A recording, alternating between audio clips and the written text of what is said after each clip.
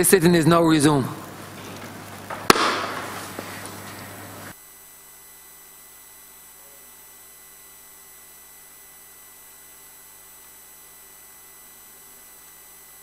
Honourable Prime Minister, to move to resume debate on a resolution to take note of the Green Paper on planning law reform.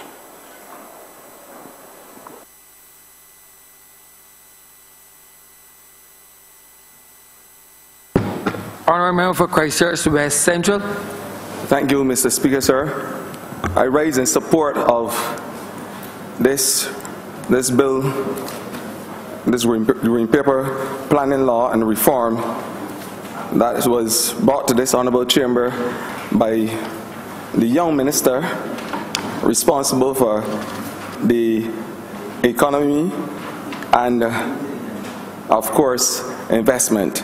And I will say young because although the Member of Parliament for St. Michael West, the Right Honourable Opposition Leader, said that they were not mature, actually, as the word he said, or elder, senior, he said, senior Member of Parliament and ministers on this side. I want to say today that the Honourable Chamber is in good hands, because not only was she articulate, but she did an excellent job in representing the cause of the young people, not only in this chamber, but in this country. And I want to say that I support her, and I support her in an unequivocal way.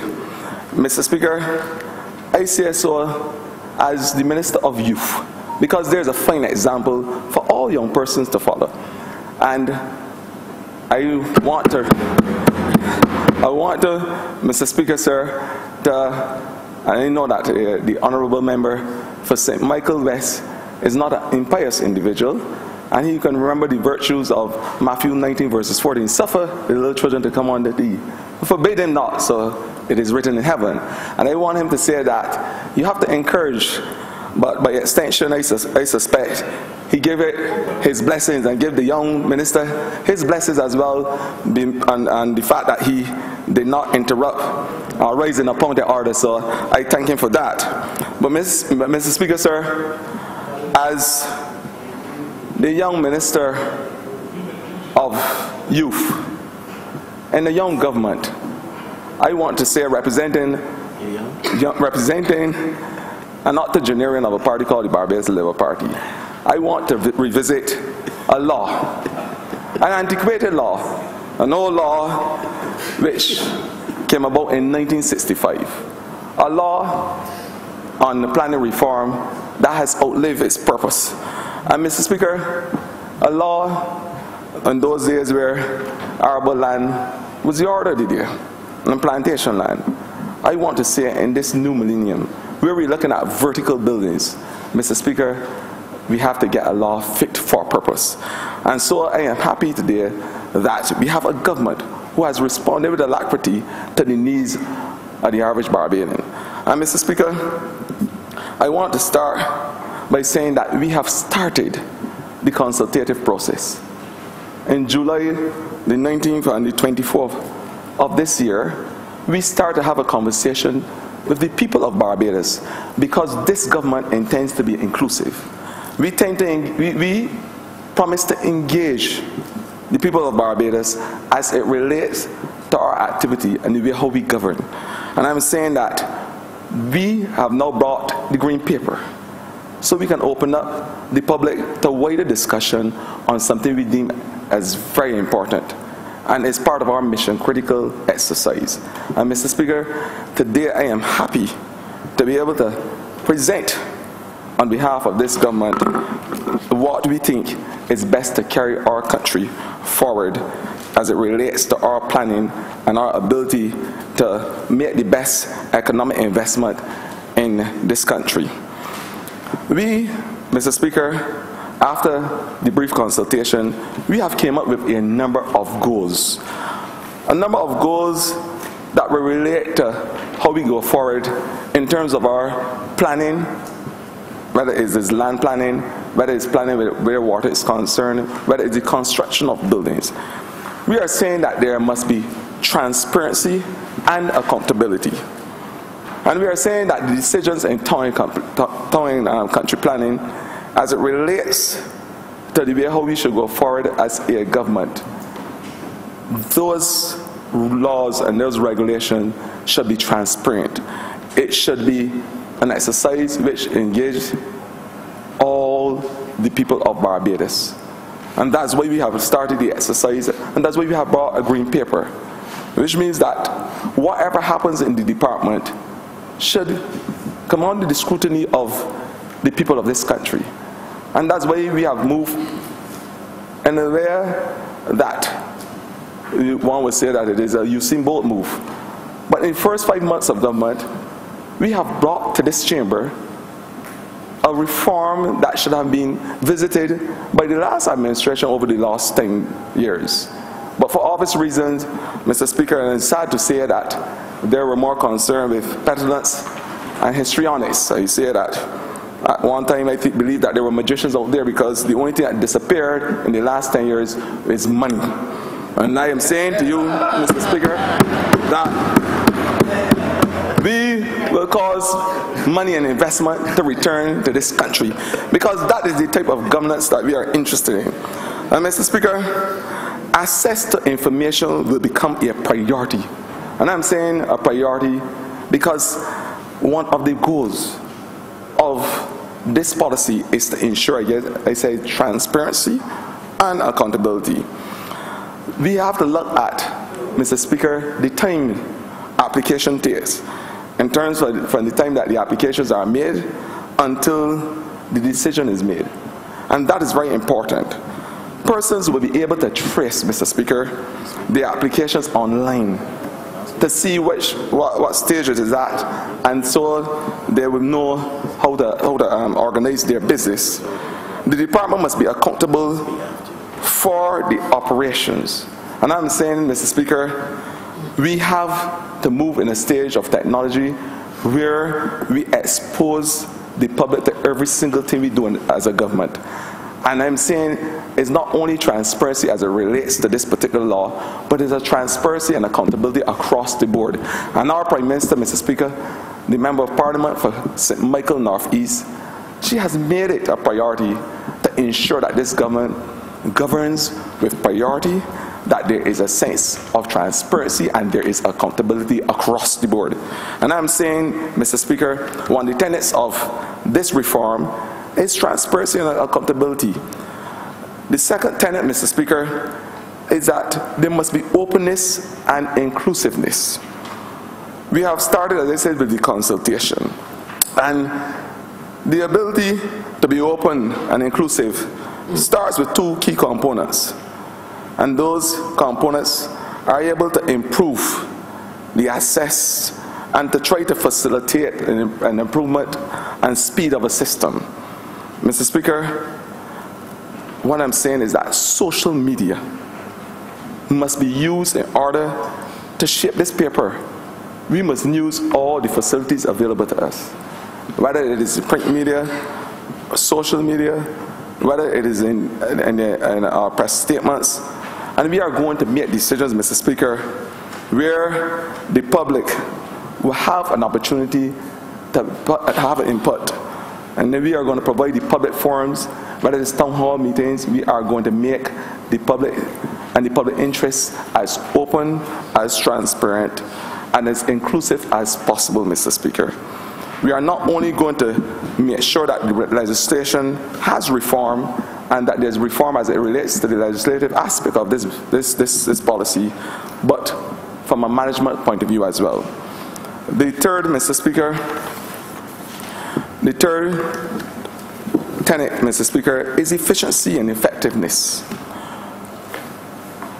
Prior to 1981, Mr. Speaker, prior to 1981, an application made to town and country planning as it relates to planning permission, that application had a two-month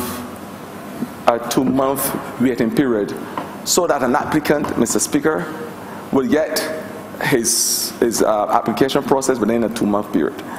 And it was demanded of the chief town planner to ensure that within 2 months that this application is processed. Some unelected person, Mr. Speaker, decided to change this rule. And so we have a situation in Barbados, Mr. Speaker, where the average time to process an application is 14 months. A year plus the 2 months that was the law before 1981.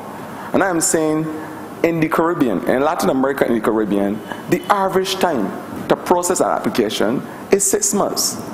But in Barbados, Mr. Speaker, it is 14 months. I am saying that that is a big no from the part of this government. And I am happy that our government has moved post haste to ensure we correct something like this. And that is what this reform speaks about. Correcting the ills that should have been corrected in the last administration. And I'm saying, Mr. Speaker, when we talk about doing business in Barbados and the efficiency of doing business, we have to recognize that the world is watching us. And out of 190 countries, in terms of the speed of doing business and the attractiveness of doing business, Barbados rates at 130. That is a sad shame. And I'm saying that we as a government, we are not going to let it happen anymore. And that's why we have brought these reforms, that's why we have brought these bills to Parliament, to ensure that this antiquated, archaic, medieval way, I heard the Member of Parliament for Michael East, said that it was Nebuchadnezzar revisiting the laws of Barbados. I would say that is Methuselah, not Nebuchadnezzar. But we have to ensure that we provide in Barbados a system where we answer to the needs of the average Barbadian in a way that is respectable, in a way that speaks to development and the need for us to develop our country. And Mr. Speaker, I want to say that it is important that we maximize and develop this land of ours. In our manifesto, we made a commitment. And this commitment is to build out the best of Barbados. And we are going to do it together. That's what we tell the people of Barbados. We are committed to increase the speed and efficiency of doing business in Barbados. That's what we said on the platform. And this law represents a promise made and a promise kept. I remember the words of our Prime Minister, give me the vote and watch her. This, Mr. Speaker, sir, this represents that maxim that was touted across the length and breadth of Barbados. And we have to realize that Barbados now more than ever need this type of commitment and this type of development. And we have to move from the stage where it takes as long as an old man rocking in a rocking chair to get something as simple as a development bill passed in terms of our planning. Because at that pace, Mr. Speaker, we would only stifle the development of our country, and we cannot afford that at this point in time.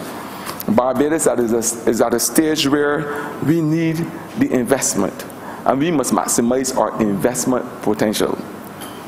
There must be, Mr. Speaker, sustainable development. That is another tenet of this policy that we have to look at. We are now living, Mr. Speaker, in a world that recognizes technology and economic investment. We are now talking about vertical buildings, Mr. Speaker, and islands in the sea. We have started the conversation as it relates to smart Barbados. And using technology, we are talking about the green economy. The only way we can develop those sectors is if we have a pendulum shift in the way how we do business. And it starts with policies and amendments like these. It starts with the way how we are doing business in Barbados. And when we are talking about sustainable development has not only to do with structural development, it has to do with development plans put in place not only for the present but for the future and the future generation. I always go back to my own personal mantra that the moral test of any government is how it treats to its young people and the most vulnerable. and the future of this country.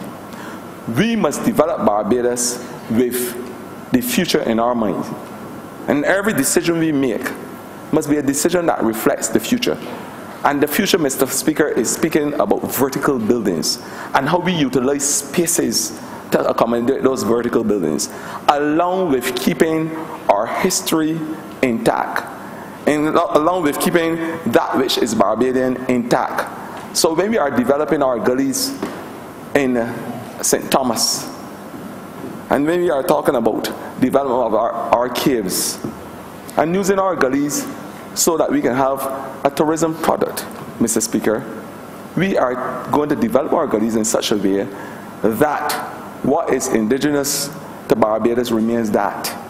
And I'm saying that Bridgetown, which is seen as a heritage destination, an area where tourists come in numbers, where that we are talking about development. We are saying, Mr. Speaker, development will not be at the price of destroying the ordinary Barbadian and bring discomfort to their lives. And we are saying that if there is development, the development has to speak to the sewage situation and how we are going to ensure that in the circle of Barbados, the Member of Parliament for St. Michael South always speak about the circle of Barbados, how a circle of Barbados could be utilized with the whole concept of our development. And so, Mr. Speaker, we are talking about Barbados in a way that we reuse every single thing from the effluent back down, Mr. Speaker. And we are saying that there is no methane, biomethane, that can be derived from our sewage treatment plants. And we are going to make sure that we invest in those things to totally develop Barbados. And fertilizer as well. The Member of Parliament for Christchurch, he's told me.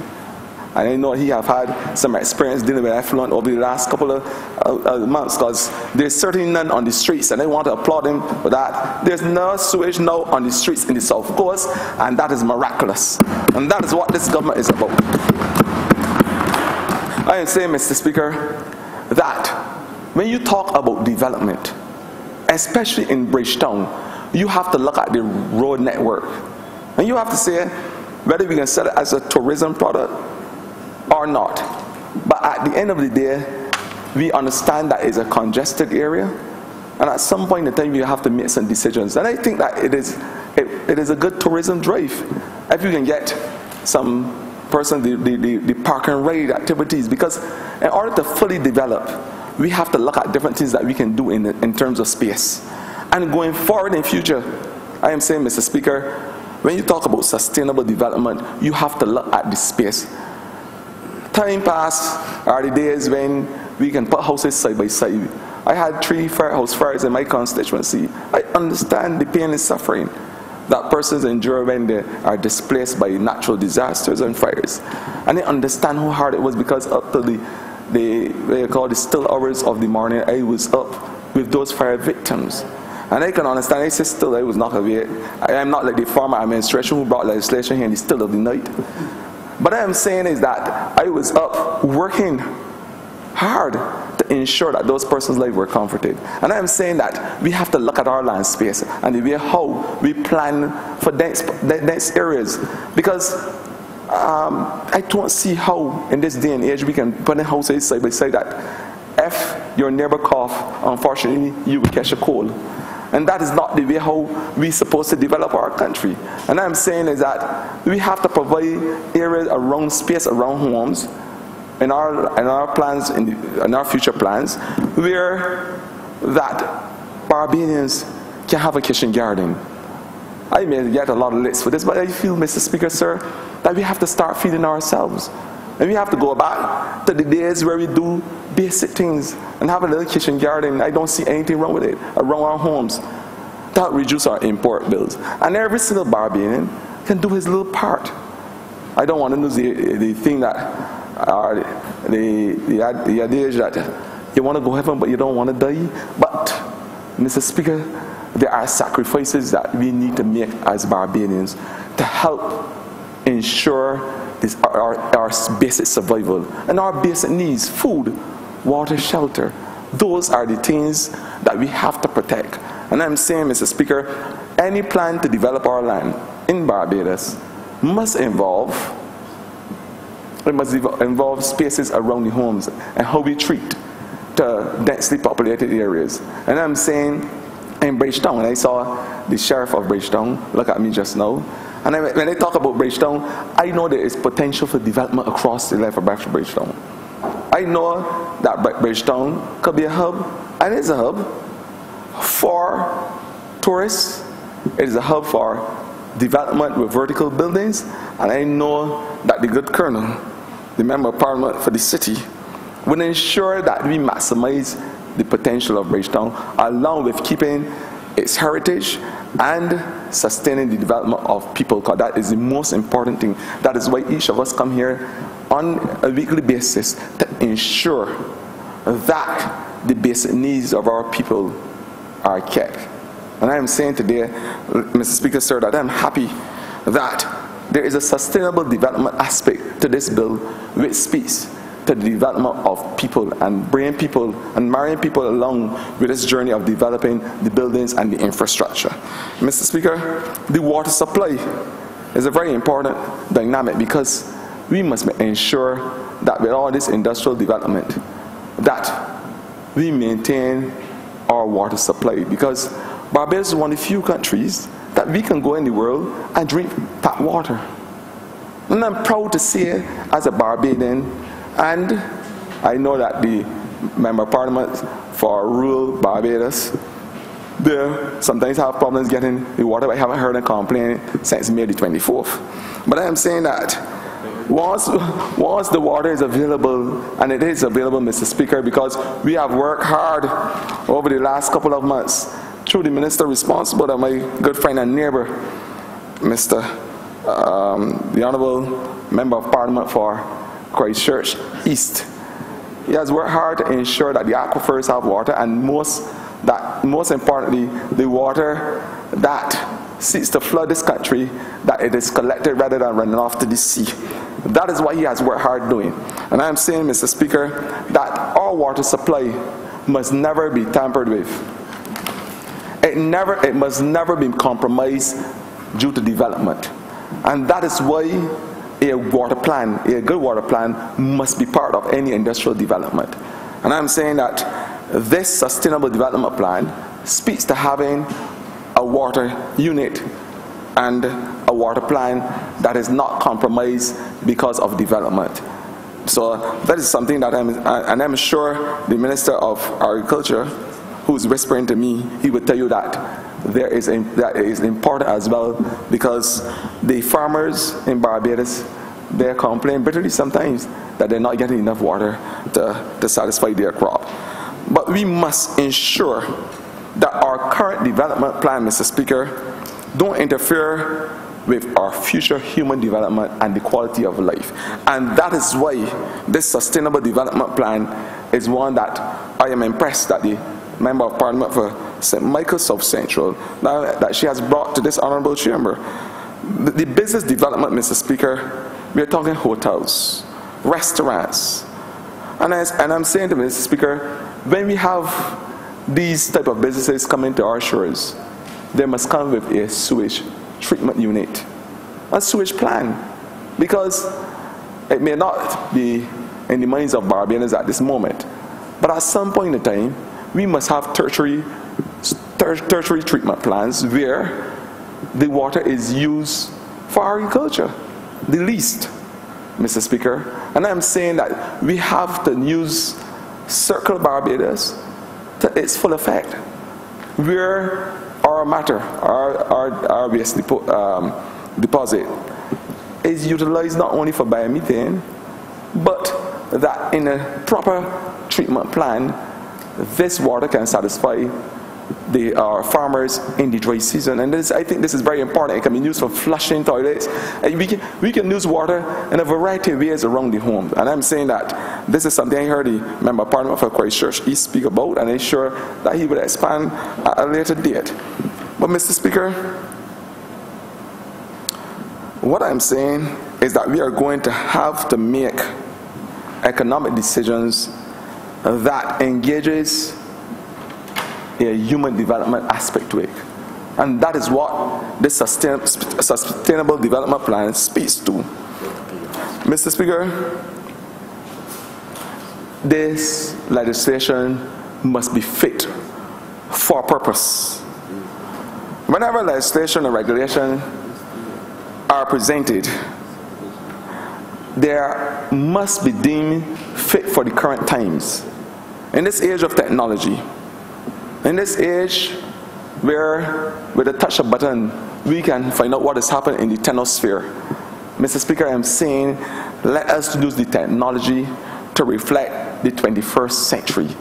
We cannot have an archaic and an antiquated law being responsible for 21st century development.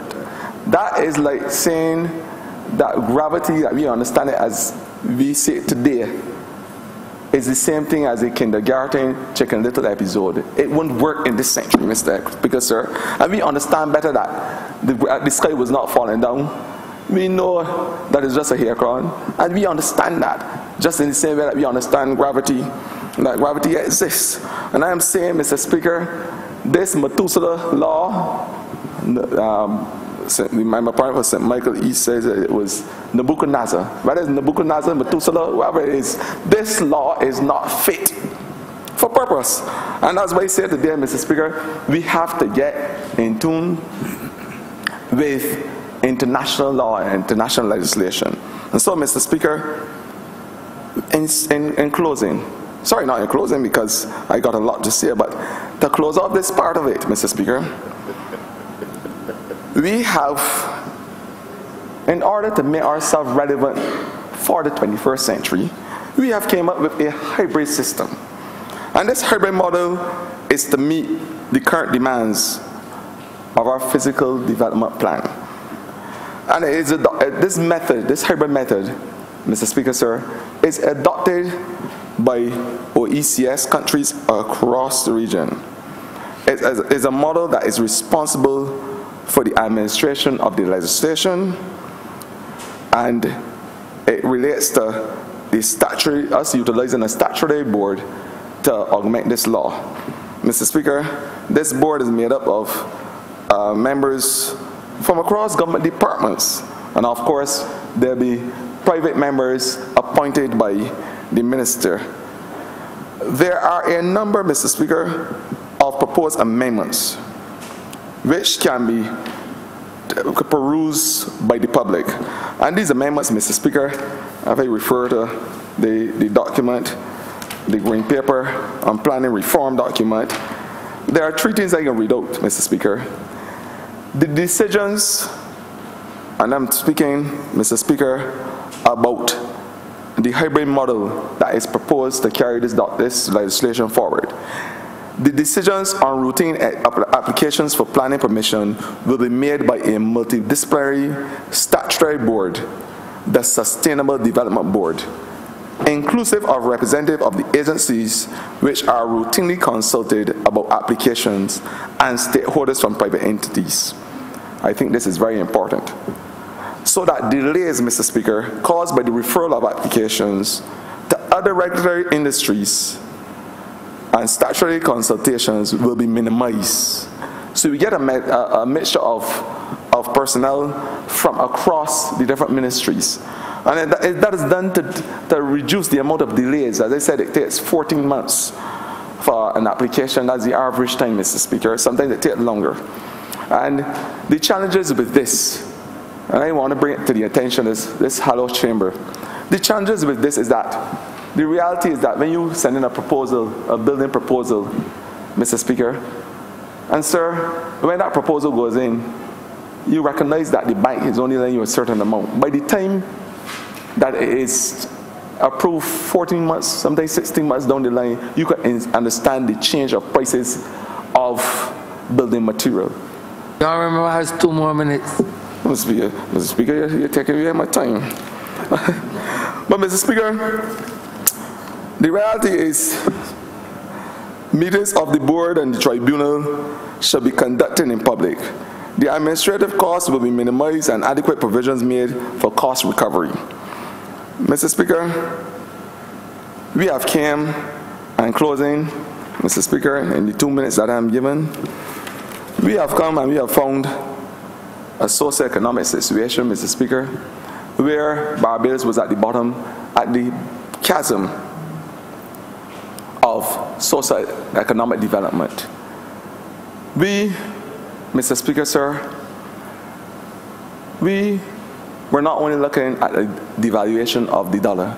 Mr. Speaker, sir, there was a devaluation of life in Barbados, where our basic needs remain on the Christmas wish list. Water, food, shelter. Barbadians could no longer ascertain their basic needs. They were desperate, Mr. Speaker. We have moved with alacrity, assiduously, to ensure that we put round things right.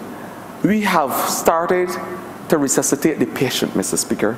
It was in C13, we brought it out the morgue, and we brought it here, and we said this is the way how we are going to do it. It may be a little hard at times. It may be a bit of pill. But as I said before in this chamber, the Buckleys I'd always say, it tastes bad, but it works, Mr. Speaker, and you may know, you may be a Buckleys man too. What I'm saying, Mr. Speaker, is that Barbadians have to give us the chance. We have now started this journey, and we intend to make things right on your behalf. All we are begging for is to stay the course with us. And in closing, Mr. Speaker, I remember, Mr. Speaker, the words of a song made famous by Kenny Rogers himself, The Gambler. You know something, Mr. Speaker? You have to know when to hold them, Mr. Speaker. Know when to fold them. Know when to walk away and know when to run. Mr. Speaker, in the Member of Parliament for St. Michael North East, I am saying to Barbadians today, the Honourable Prime Minister of this country, you have an ace in the path that you can keep. Mr. Speaker, I'm obliged.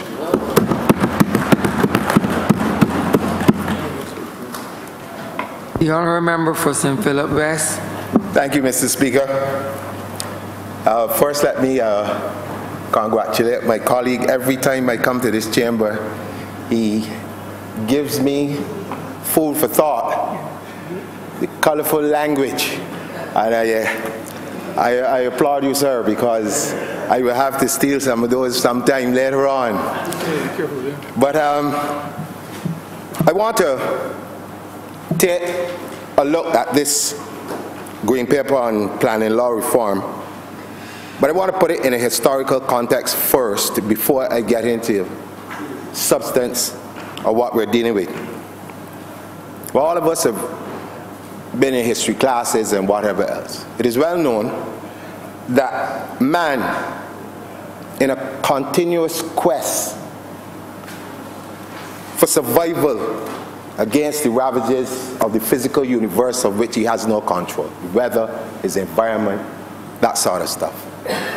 He has always attempted at some point in time to protect himself. Started off probably being in trees, moved to caves, and then he started to build. He started to build homes. And from building homes, as a social being that he is, he built villages, built towns, built magnificent cities in which he would live. So today, across the globe, there's evidence of these great buildings that man has undertaken to build from varying cultures. Mr. Speaker, if you look at a few things that I'll cite: the Great Wall of China, the Great Pyramids, the Colosseum of Rome, and if you look at the Mayan and Incan empires, buildings that have stood the test of time. But there's something in building that oftentimes we will not pay a lot of attention to. And that is that regardless of what period in the history of man that there was building, there had to be building codes. And there had to be some sort of regulations that governed building. You cannot build in a vacuum.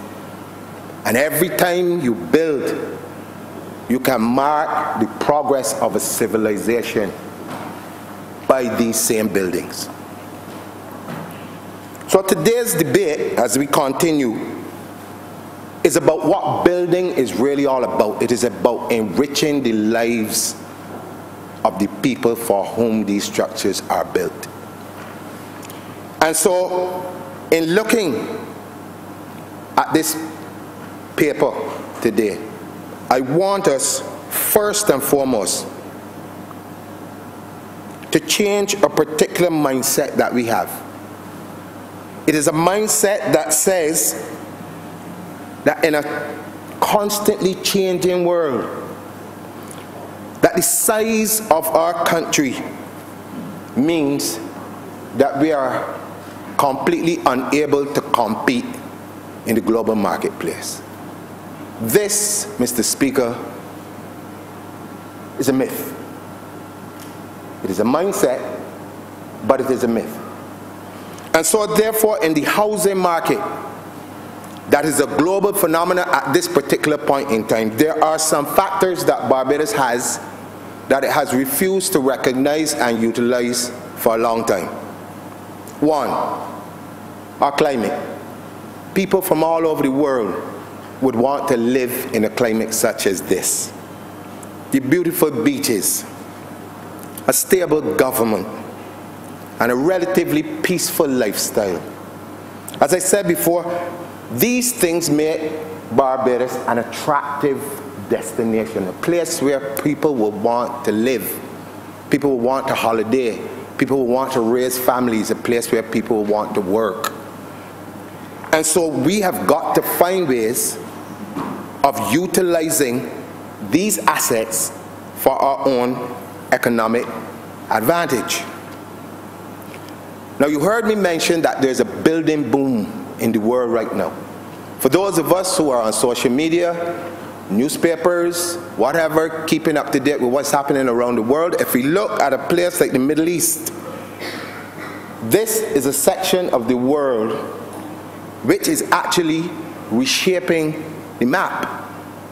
Because here you have, in a desert, Dubai, in the warm, blistering heat, in a desert, they are building islands in the sea.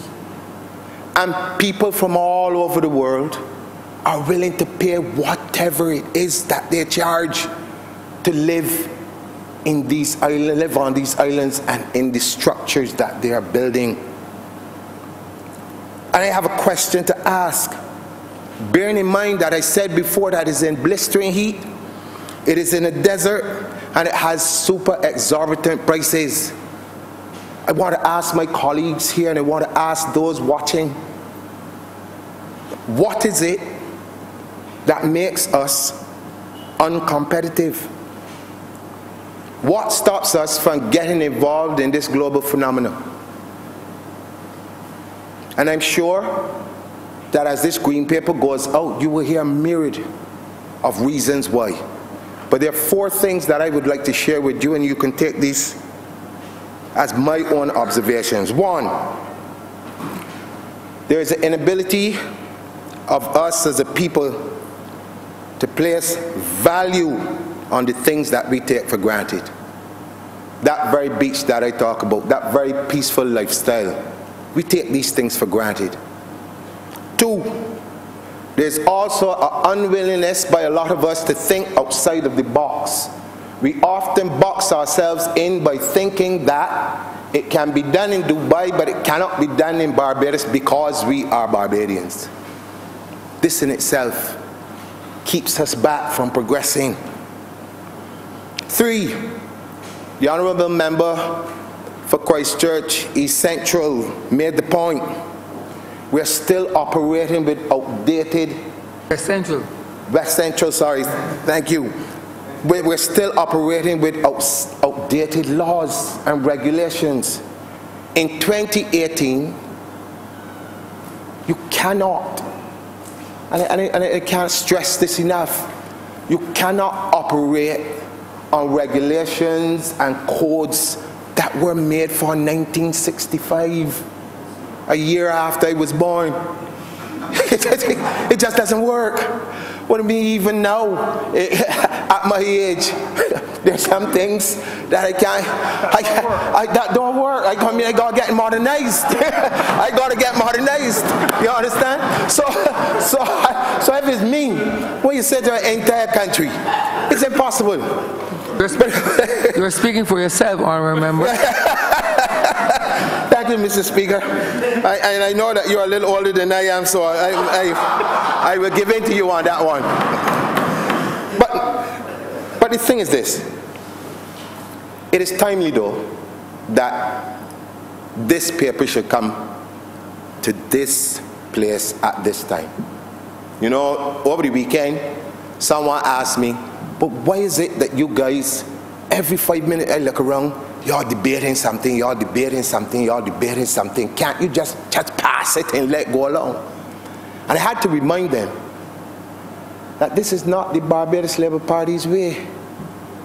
That if you're talking about democracy and getting engagement from an entire community who the decisions that you make are going to affect, you have to do this. And if we have to do it every Tuesday or every Friday or every Saturday, then we are prepared as a party to do it, because it is going to be in the best interests of our country. Now, during the last set of discussions, I listened. I really did. I listened very attentively to all of the speakers, and something came across to me from some of the things that was said, that there were some fears and some queries. But you know, whilst listening to the honourable person speak, oftentimes they corrected themselves, unwittingly so in some instances, but they corrected themselves. And I do not intend to regurgitate or rehash a lot of the things that were said before, because I think they've been said before. But I do want to highlight a few things that I think are going to be very important. Now, during the course of the discussion, there was some concern that persons who we might consider to be at the lower echelons of the society may find themselves discriminated against, or whatever word you want to use, from this legislation. And I believe that to put that out there would be, in my mind, totally incorrect.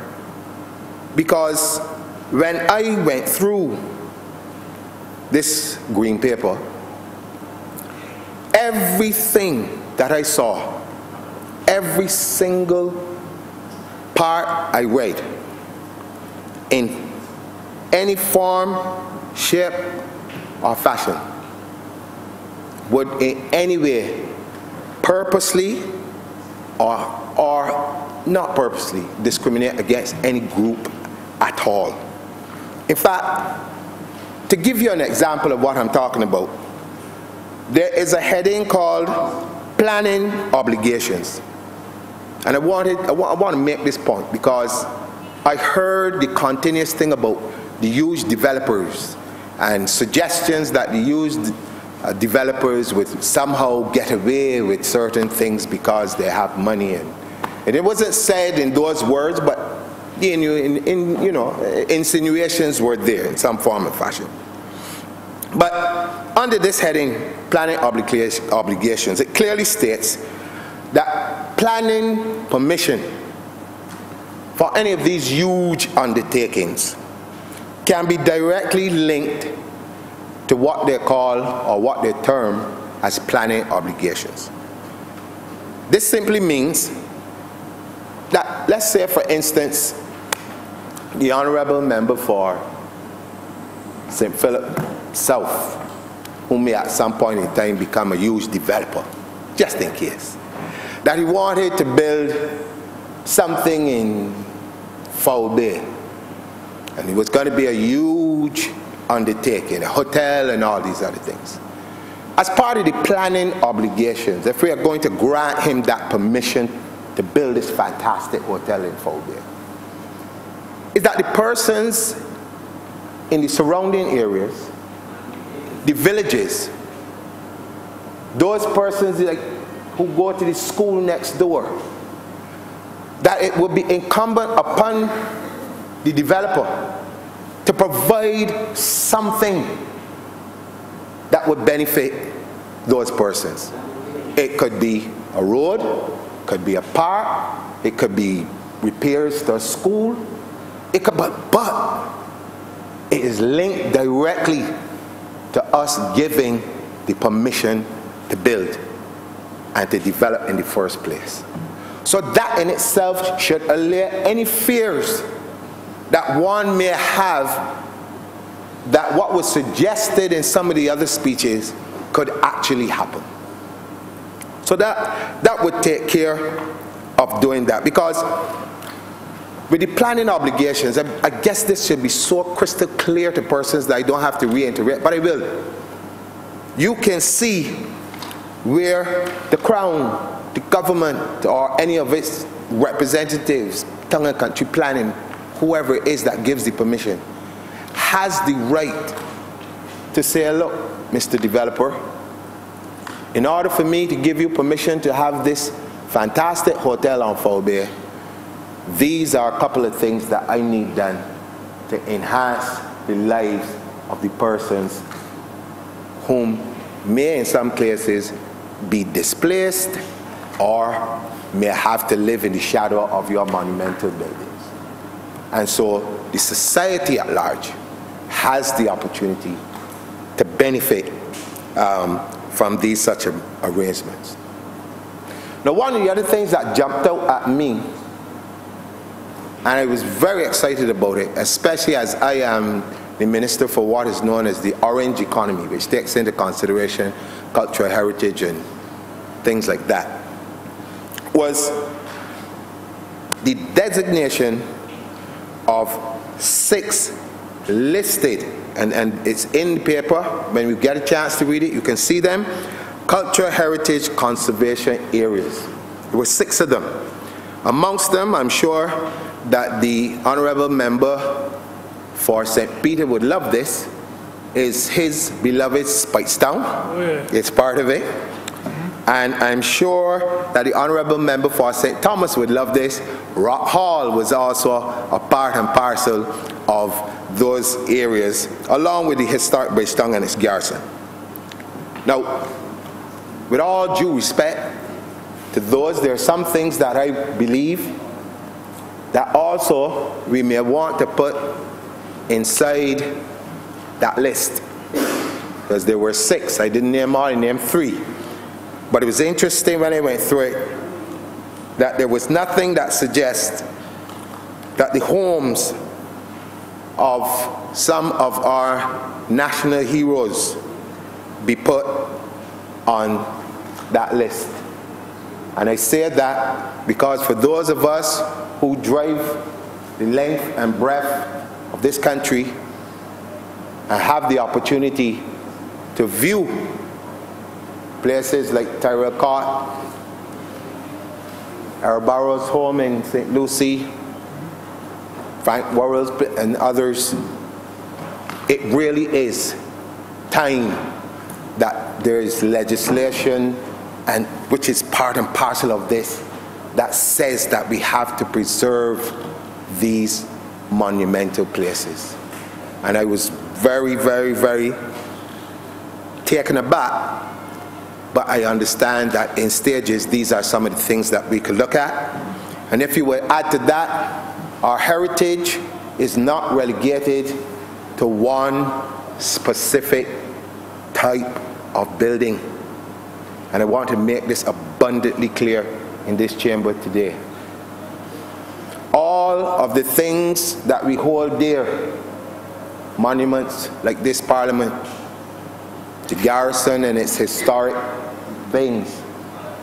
No one, barring no one, has made mention of places such as the Newton Slave Burial Ground, or even a mention of Robert Street, where black enterprise was rife and started, or even a mention of one single preservation of a slave hut. And it is a part and parcel of our history of which you cannot run away from, and you should not feel anything less than pride to be associated with it. There was a mention of listing places of heritage. And that's why I made that particular point earlier. Because I wanted to let, and I think, I'm not sure which minister spoke on it, but I just want to let this chamber know that my ministry has already signed an MOU with the OAS to acquire a digital registry to compile a list of all those monuments, spaces, and even people that we deem, and again the engagement of the entire society will be part of this process, as having cultural value. It's called an Arches program. And we've already done that, and we look forward to being able to do that comprehensive listing of all designated buildings, places, and monuments of cultural heritage significance. Mr. Speaker, any reforms to town planning, whatever you call it, that can enhance our capacity to expedite construction in a timely manner can only do well for this country. It can only improve our chances to attract foreign investment, as well as to spur activity amongst the local construction industry.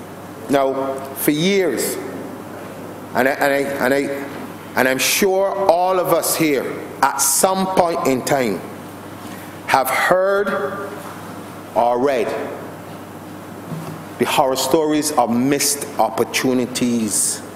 And I want to say that again, missed opportunities in this country because of, in some instances, tardiness, in some instances, bureaucracy. And this is a known fact, so I'm not saying anything that anybody here does not know. The thing is that we have got to tackle this head on. And this particular green paper seeks to do that, to give us the best chances possible to expand, to improve what we know as Barbados. Let's take, for instance, we have at present laws that give us only a specific height for buildings. You think about it. And then there are things that prohibit us from building on certain places close to the waterfront, shorelines, and all this sort of stuff. But if you look around the world at some of the magnificent places that I spoke about earlier that we have to compete with, because we're not immune from the competition, from global competition, we're going to have to compete with them to survive. You have magnificent skyscrapers now. I'm not saying that we have to go that high. The engineers will be the ones who can say how high we can go. But I know that there's no reason right now, again, in 2018, that knowing that we're a small country and you cannot continue to build out, we're going to have to go up, that we cannot change the laws that govern that. We're going to have to even think outside of the box. I said this earlier. I had a WhatsApp only yesterday which showed me a restaurant, Mr. Speaker, underwater. A restaurant built under the sea. We have a blue economy. How are we going to be able to compete with that if the rules and codes, regulations that we have prohibit us from using under the sea? Who knows? And it's not far-fetched, ladies and gentlemen, because man has already proven that he can live off this planet. We have a space station where there's life. So to say that it would be impossible for us to build homes or schools or businesses under the water would be totally wrong. But in order to do that, you're going to have to prepare yourself both mentally and at the legislative part of it to get it done. But we've got to think outside. But we've got to think outside of the box. We are 166 square miles. But we've got to use everything at our disposal to make life better for our future generations. And so the decisions that are made in this hallowed chamber are to be made not only with ourselves in mind, but with a future.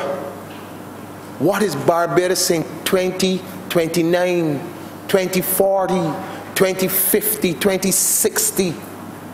What is it that we envision that Barbados to look like? What is it?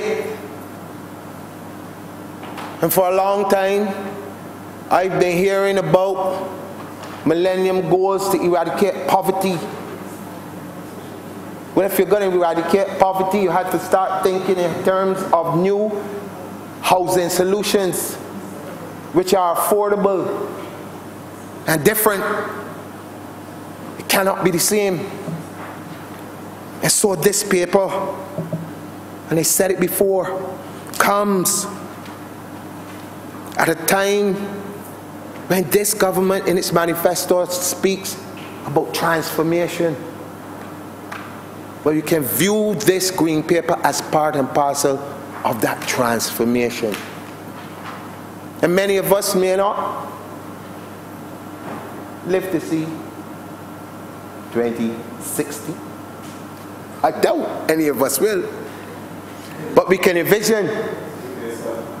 We can envision. I will be right there with you. We can envision though what the decisions that we've made, that the generations that enjoy living under the sea, that enjoy living in high-rise buildings, can look back and say that on this day, in this place, this set of people made a decision to make my life better. And so, I want us to give this particular green paper all of the attention and the seriousness that it deserves. Because contrary to what the gentleman who spoke to me over the weekend feels, this is really not just about buildings, but it's about human development. And so, sir, in speaking about human development, I want to bring just one more before I go. I remember I have 2 more minutes. In 2 minutes, I will bring it. It is this.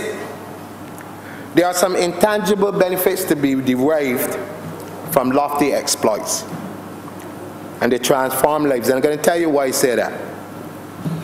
For those of us old enough to know, when the Panama Canal was being built, countless Barbadian households benefited and got themselves out of poverty by persons leaving this country to go and work on that monumental piece of construction.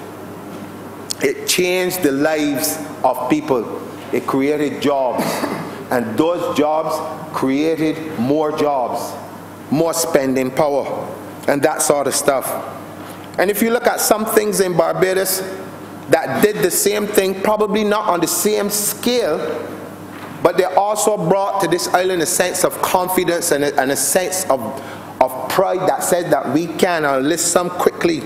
The Deepwater Harbor, the building of the QEH, the building of the Tom Adams Highway, and even last but not least the Kensington Oval. When it was built, there was a buzz on this island when people felt that we could take on the world, we could do anything. That we could finally have a stadium for cricket that was like any other anywhere else in the world.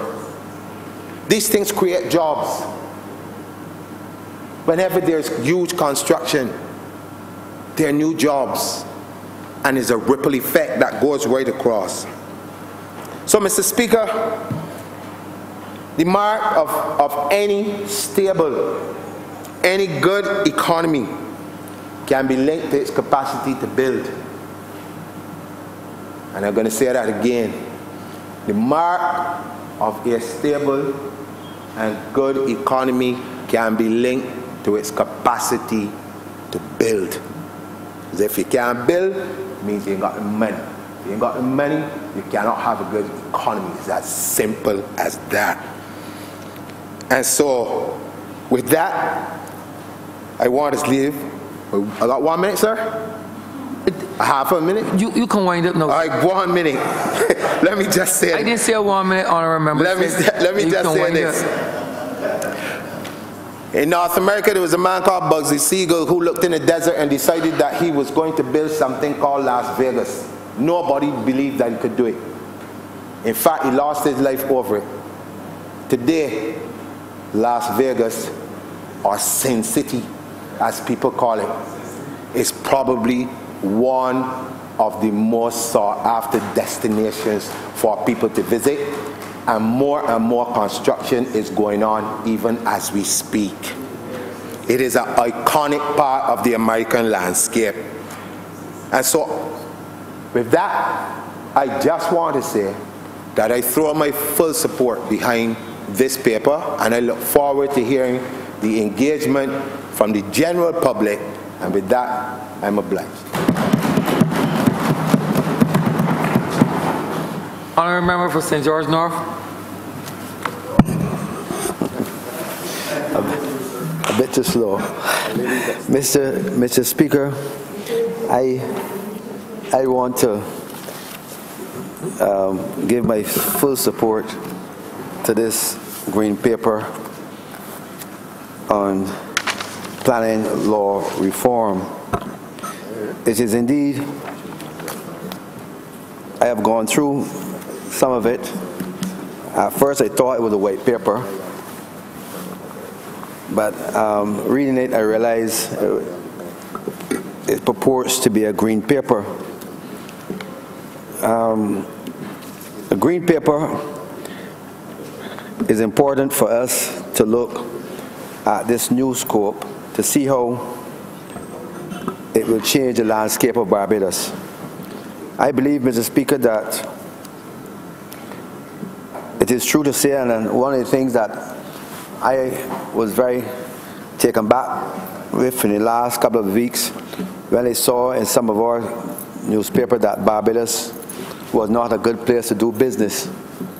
And one article pointed out that it was the town planning department and the scope of some of the other departments like immigration and the customs, and above all some degree of confusion among some departments that led to a number of investors seeking not to come to Barbados or invest into our lovely country. And therefore, to get it right is important. I think that we have, and I want to congratulate the government for bringing this paper, because at the start of a new term, because we have to get it right, especially in a period where we definitely need to have investment in our country. Investment is important, but no investor is going to invest in a country if there are purport to be problems, especially long delays and so on. I listened carefully to a number of presentations, both today and before, and I noticed that the government has a number of investors laying up at its doors. But I want to find out if these investors have the go-ahead from the town planning department and they're willing to go, because in an economy that is slightly depressed, we need to have all the investors that we need, and we want to get it right. Because when I look at some of the programs in this green paper, I notice that the government has had a number of interviews, they have a number of planning sessions and so on. But I can't, and of course this is not a criticism, because I said I have supported it, and I want ministers to understand when I come here, I'm not necessarily criticizing individuals, but we want to get it right. I do not see the difference between 8 weeks and 2 months. And I notice that the present condition is 2 months, applicants have 2 months, but then you're seeing that we need to get it right in 8 weeks. That an applicant for a simple house, you're proposing to reduce the 2 months to 8 weeks. And I would want to suggest that if you want to move forward in an expeditious way, if you want to have a revolutionary thinking, if you want me to be excited, really excited about new changes, I believe that we need to go beyond, because I see no reason why a person applying for a development of a house should take, a simple application should take no longer than 4 or 5 weeks.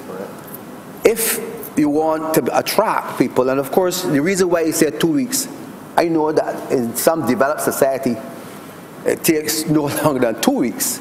And I think, Mr. Speaker, that once we have the system in place, we need to farm out or privatize or make the public more involved in some of these activities. For example, there's no reason why a strong architect firm, legal firm in Barbados could not undertake to do some of the work that the town planning department is doing at the present time.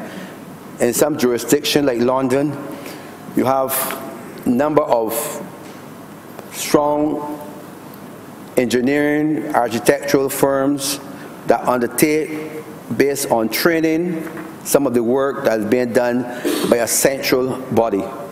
And I believe, Mr. Speaker, that we have come of age now, because, and I want to say that one can say that we have a good town planning department. We can say so. We can say that we have a good custom and immigration department. We can say this. But we want to improve it. We want to be able to improve efficiency. And I think time is essential. But at the same time, we have to do it right. And I know that a number of years people have complained that, okay, we take too long to do business, but of course, the downside to that is we take long because we have to get it right. But in getting it right, it means you lose some form of your business. So there is a small window between doing it right and also getting your investment. And to that extent, I think we need to put our heads and hands together to see how we can get it right, but at the same time have efficiencies as well. And I believe that the whole notion of this green paper is important, but of course we need to see that it goes beyond the scope and see that we can do some of the things here in a faster manner. For example, the whole notion of a tribunal. I saw that there's a tribunal here. The tribunal is going to be made up of professionals, maybe 10 men, 12 persons in the tribunal, and for appeals. That tribunal may take a number of months to do its work, and then it goes to a minister. It goes to a minister. So I believe, again, that a tribunal could be made up, not necessarily of a government department. And the final analysis, it goes to the minister, which is the same thing, the same type of thing that happens now. But the tribunal itself, I believe we need to look carefully at how we establish that tribunal. And what about the whole thing of a building code? The building code was in existence for a long time, Mr. Speaker. In fact, we practice the building code even though the act was never proclaimed. A building code or building department was established years ago in the Ministry of Public Works. It was supposed to work with the Chief Town Planner Department. I understand that there have been complaints about how to fit it within the Town Planner Department and the building department that is responsible for implementing the whole building code. And so far we have not had that yet. But of course, my thinking of the whole matter is there must be some form of an arrangement between the building code department within the Ministry of Public Works as well as the Town Planning Department to bring some form of efficiency to this. We have seen situation in urban Barbados, and when we talk about this, Mr. Speaker, if you look at Barbados and Bridgetown, in recent times we have had a number of fires in Bridgetown. We have had a number of fires coming up in recent times, and no one seemed to know the origin of these fires, within the business, and it has caused a lot of disruption to Bridgetown, as well as loss of property, loss of employment opportunities, and so on. And the older these buildings are, we can expect to see a number of things happening. And I would want to see the planning department look carefully at these buildings to ensure that they are modernized, to ensure that electricities are upgraded, to ensure that they really comply with some form of regulation. So we definitely need to look carefully at those with urban planning. Urban planning is important for any thriving city, and especially if you're going to make Bridgetown or some of the other cities heritage cities. We have to look carefully at the existing buildings and see how we do not deform them. Look and see how we want to improve them, while at the same time keeping the shapes of windows, the shapes of roofs, keeping the existing buildings. We have to be able to do so in a modern way. And we talking about urban dwelling. We had I would think more than 20 years ago, had to rely on a number of inter-government ministries at the time to look at high-rise building. At the time, it was felt that we could not go beyond 2 or 3 stories, and we were able to convince the Town Planning Department that it was all right for us to build the London Bourne Towers at the time. Since then, we have seen a number of high-rise going up in the city area. But what about other areas across Barbados? And I know, I think you were the Minister of Housing at the time. Well, the Minister of Housing at the time was the honorable member for St. Andrew. And he was able to convince the then town planner that we definitely need high-rise building within Bridgetown. But what about other areas in the sea, around the coastal areas? I know there's some rejection for buildings in the Christchurch area for certain heights, especially going towards the airport. That has been rejected, and of course there are reasons for this, because a number of homes had to be cleared within the site path of the airport in order to make that airport a Category 1 airport within the region. We had to do that in our time. But what it is that you will do to those properties in that area? There are lots of properties in the Christchurch area where persons cannot build on these properties, and what is government doing about these properties? Within certain geographical areas in the flight path, one cannot now erect a simple building. And I haven't seen the white paper here, the green paper did not speak to that, but I hope that we can discuss to some extent what is the planning department doing with those lands in the airport area. What about the ones that east of the airport, where you have a number of squatting going on in that area? I'm not sure if it's the Zone 1, Category 1, and of course, Mr. Speaker, we need to look also at the Zone 1 area, and I want to speak to some extent on the Zone 1 as it refers to, and I hope that when this paper comes back, we can have a full discussion on the Zone 1 area. There are so many Zone 1s in Barbados. We have, Mr. Speaker, Zone 1 in the Bell I remember area. speaking about St. Michael Central and the Bellevue area. Yes, I'm going to come there, Mr. Speaker. But I'm talking about the Zone 1 first in the airport, the Zone 1 in the St. George area, which is in the Zone 1 in Golden Ridge, Ashbury, Zone 1 in St. James, a lot of it. So that in Barbados, Mr. Speaker, a lot of Zone 1s, as it was categorized 100 years ago, and more than 100 years ago, have not been recategorized recently.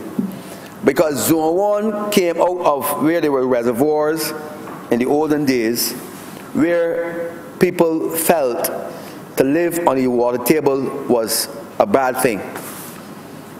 But I understand some time ago that where, especially in the Bell areas, Mr. Speaker, in your constituency, that the government talked 15 to 20 years ago about osmosis plant. Talk about how persons can live on the Zone 1 and yet provide with modern facilities like toilet facilities, water facilities, and so on. We haven't heard anything about that so far. This paper has not dealt with that with the Zone 1, and I would want to recommend to the government, and this is not a criticism because I have to be very careful, the government must tell us what they're going to do about the Zone 1. The government must say to us that we have a lot of areas across Barbados that people are living on. And I want to remind the House that people lived on the Zone 1 long time ago. They had pit toilets, they had water, and of course we had a debate in here some years ago, and the then member for St. Michael South Central, former member of St. Michael South Central, Dr. Hayes, I think he was named then, he made a point that people live on the Zone 1 and nobody had died yet. In those days, they had water facilities. And I want to see and encourage the Water Department, along with the Town Planning Department, the Ministry of Planning, to look carefully at Zone 1 and reclassify it again.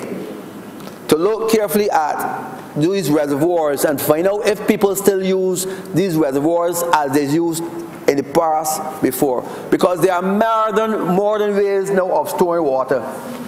There are modern ways of getting persons who live on these zones to be hooked up to a treatment plant. It is about time, Mr. Speaker, that the government deals with these things in a holistic manner and show us and tell us what is going to happen with these people who live on the Zone 1 and how are you going to reclassify it, because I am aware that you have hundreds of acres of land in central St. James. I'm aware you have hundreds of acres of land in the St. James, St. Peter area that is classified Zone 1, where people are not living on it now.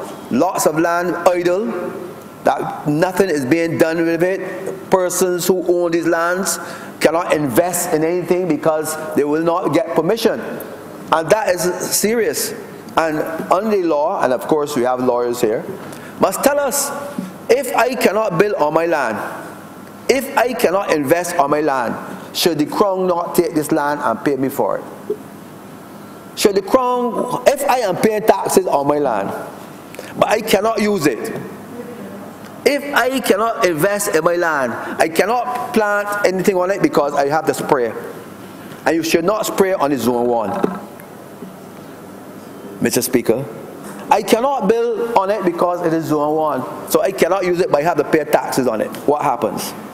So we have to be able to address these concerns, and I hope the Ministry of Economic Affairs would look carefully at the Zone 1s across Barbados. I also, Mr. Speaker, want to speak about some of the derelict buildings across Barbados. There's still, when I was at the Ministry of Housing and Lands, we had in those days over 2,000 derelict housing in this urban corridor alone. And throughout Barbados, we still have a number of derelict properties that need to be refurbished. I had spoken about this before, that how, and I'm not sure if some of these derelict properties, Mr. Speaker, many owners have died, passed away. They have left the properties, and young people are not going into some of these properties. Some of them have gone to live elsewhere. Some people, and if you look at your constituency, Mr. Speaker, you'll see a number of derelict properties that may have owners from past. There are people who have gone away, some have passed away. There are many young persons who are now living in the heights and will not come back to the villages. They will not come back to the places like the Orleans, places like in Grisex. There are many persons who were born there. I noticed that my good friend was born there. I'm not sure he will come back to the Grisex area, but of course he has relatives there. And there are people who have migrated because they have become professionals. Some become have money and wealth, and they live elsewhere fine. But how do you turn those properties now into small developments? I believe the time has come for us to take an inventory again to see how we can relook at these derelict properties and see how they can be sold or leased. I know that in Bermuda, for example, in Bermuda, those derelict properties are taken by the state. They're leased by the state, and they're rented to persons who want to put up a new property. When the owner comes, the real owner, then he is paid the rent for the properties if he comes forward. Until then, these properties are taken over by the state. And I can talk about properties all across St. Michael that can be refurbished and renewed, that will really help the building sector. We long ago had an urban renewal program that was hijacked by the last government. It was hijacked, and it was an IADB program for the city of Bridgetown, the Housing Neighborhood Upgrade Program, and it was to encompass other persons.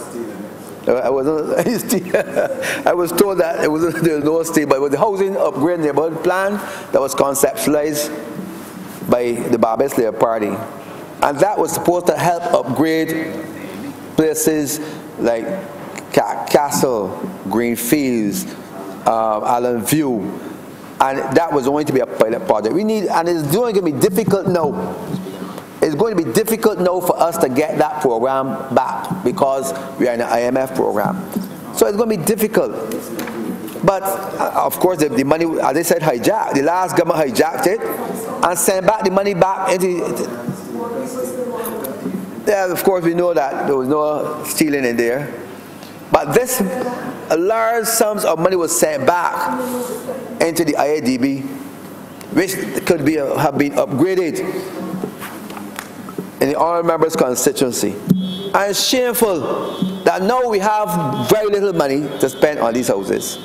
And at a time when these projects could be upgraded for better sewage, garbage disposal, roads, toilet facilities, and so on.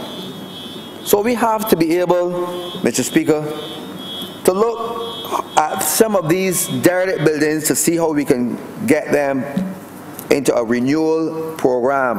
And I know the government manifesto pledge is to help provide toilet facilities for the majority of those persons who now do not have any toilet facilities. And I want to say, Mr. Speaker, that we need to press forward on these things. Now, what about persons who are building without permission?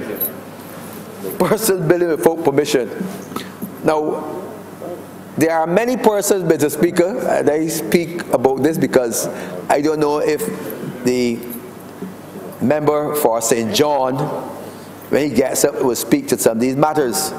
But I hope the member speaks to the matter of persons building in the water course. I hope he will speak about persons building in the drainage. He must speak, Mr. Speaker, about these things, because when we were in the Ministry of Public Works, we recognized then that there were many persons who were building in the water course, many building without planning permission. And of course, we have long said the Town Planning Act does not give the town planner enough power to be able to remove some of these derelict, some of these persons who build in the water zone. I have not seen any within this white paper. I hope that we can, when it comes back, that we can give the town planner some additional teeth, power. That when you put people in, when the town planning department hauls a man before, a lady before the court, that something can be done. And what about pig pens?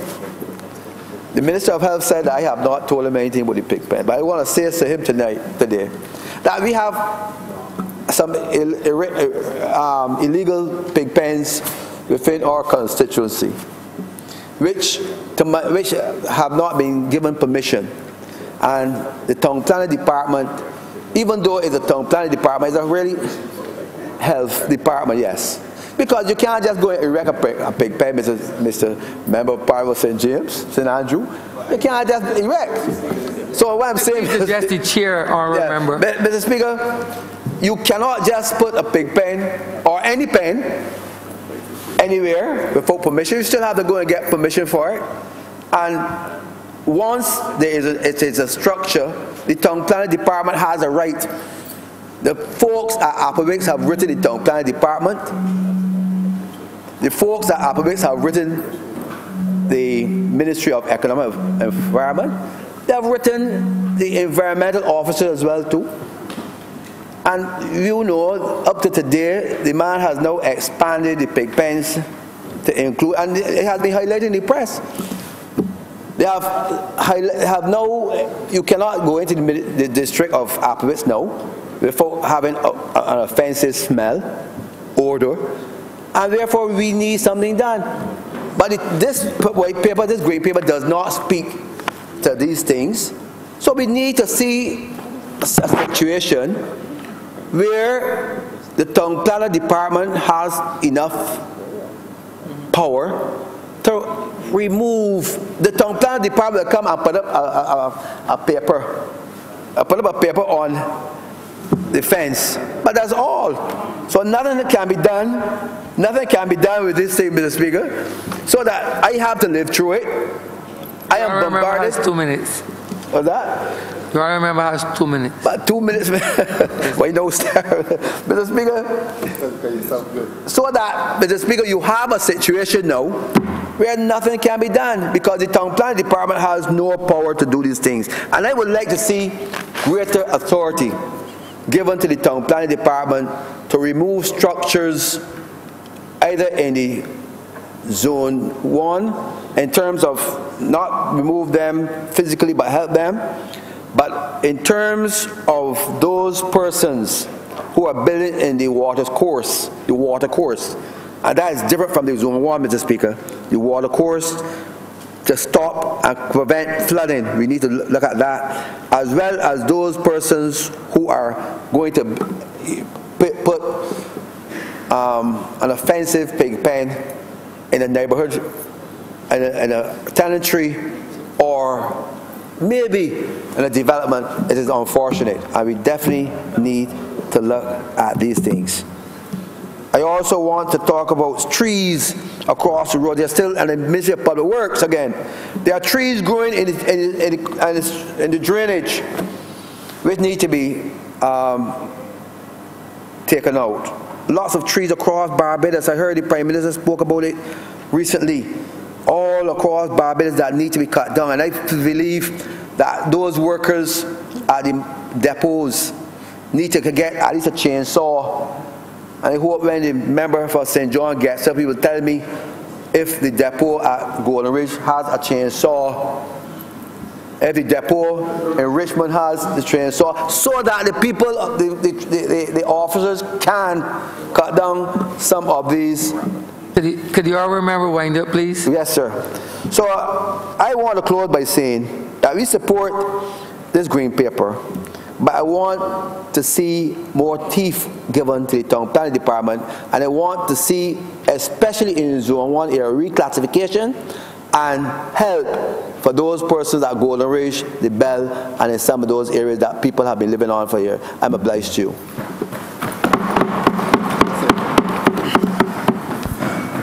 Honourable member for St. John. Mr. Speaker, I want to start my presentation today by again offering sincere gratitude to the constituents of St. John, because 2 years ago I started my political journey that resulted in me coming to this particular destination today. I'm not sure why the Honourable Member for St. George want me to speak to things that are happening in his constituency in Golden Ridge. And I think the Honourable Member also know that persons in Redland, maybe in the Zone 1 area. Mr. Speaker, I want to lend my support to the Green Paper, and I want to preface my presentation by attaching comments to what the Honourable Member from St. Philip North, South, St. Philip East would have mentioned about missed opportunities. St. Philip West. The reality is that this paper should probably be in place many years ago. But for 10 years, Mr. Speaker, we had a blue circus in town that had a single act. One single act, a blue circus, and this particular act revolved around making things disappear. And there's an old adage that says if you live by the sword, you die by the sword. And after 10 years, the people of Barbados made the same circus disappear. So today, I want to contribute to this because this particular paper dovetails into the ministry to which I'm attached as well.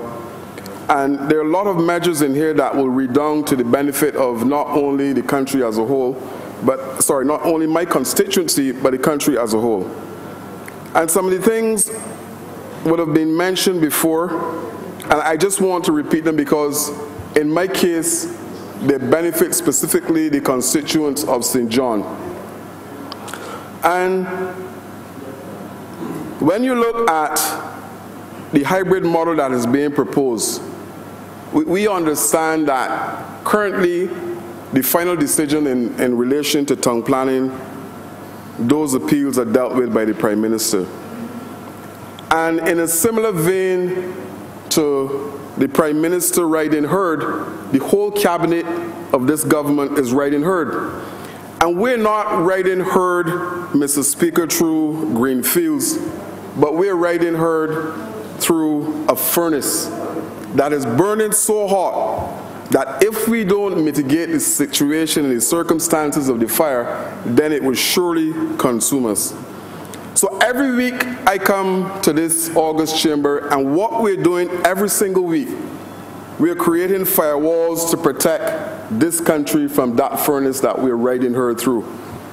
And this particular measure is another one of those firewalls, because it's a firewall to ensure that development that was missed under the last blue circus will not happen under our watch. So hence, I would have seen a presentation that clearly outlined what the future would look like in terms of development in urban Barbados. And this green paper speaks to the fact of providing that roadmap for the firewalls that will protect what is to come. And I'm saying that I understand the pressures that the country is facing now, but the reality is that the measures that we're implementing are also measures that will protect against the devaluation process. So again, we understand the firewalls that are happening. And I want to support a grouping that would be responsible for managing this particular green paper, the Tongue and Country Planning Department. And I know that Tongue and Country Planning Department, they get a lot of licks from time to time, but I had an intimate relationship with that particular department for more than 20 years. And I would like to say, Mr. Speaker, that I have found the personnel in the Tongue Planning Department to be very, very professional in carrying out their mandate. And I'm sure that when this move from green to white, that we will see the same thing obtained in that particular ministry. And the green paper speaks to limitation periods, again, that will also be dealt with by the Tongue Planning Department. The fact that now we have specific timelines that will be observed in relation to when persons or clients submit applications to the Tongue and Country Planning Department. It speaks to the fact that now we're moving to full electronics, meaning that one department will speak to the other in relation to applications that are submitted to the Tongue and Country Planning Department. I mentioned just now the urban development, the urban design, that will ensure that we no longer have only 5-story buildings, but we have buildings that will reflect what is supposed to happen in the 21st century in Barbados. Because if we're moving, and if our target is supposed to be that first world target, then we need to step fully into the 21st century with projects and programs and policy that will reflect that. The Honourable Member for St. Philip South, got that right, mentioned the planning obligations. And this, Sir Philip West. I will get it right at some point in time, Mr. Speaker. And I am pleased to see the planning obligation, because the reality is that not a lot of development in terms of major development will visit rural Barbados immediately.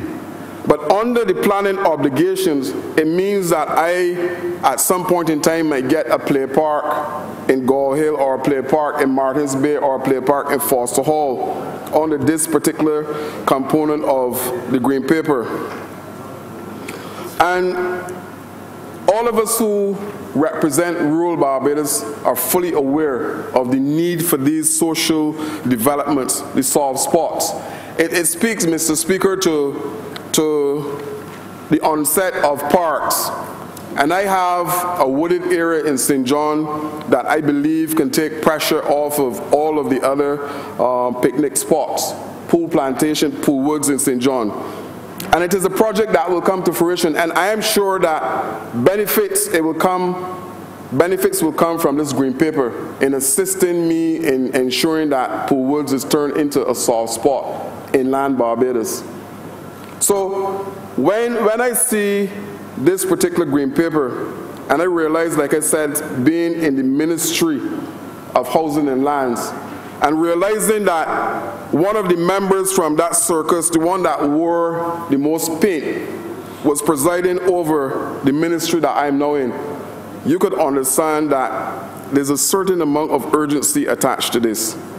And when I spoke earlier about that circus making things disappear, we have seen in the ministry where things have disappeared. Can you imagine that the National Housing Corporation is tasked with managing 4,000, just over 4,000 units, and the blue circus would have made 3,032 of those units disappear.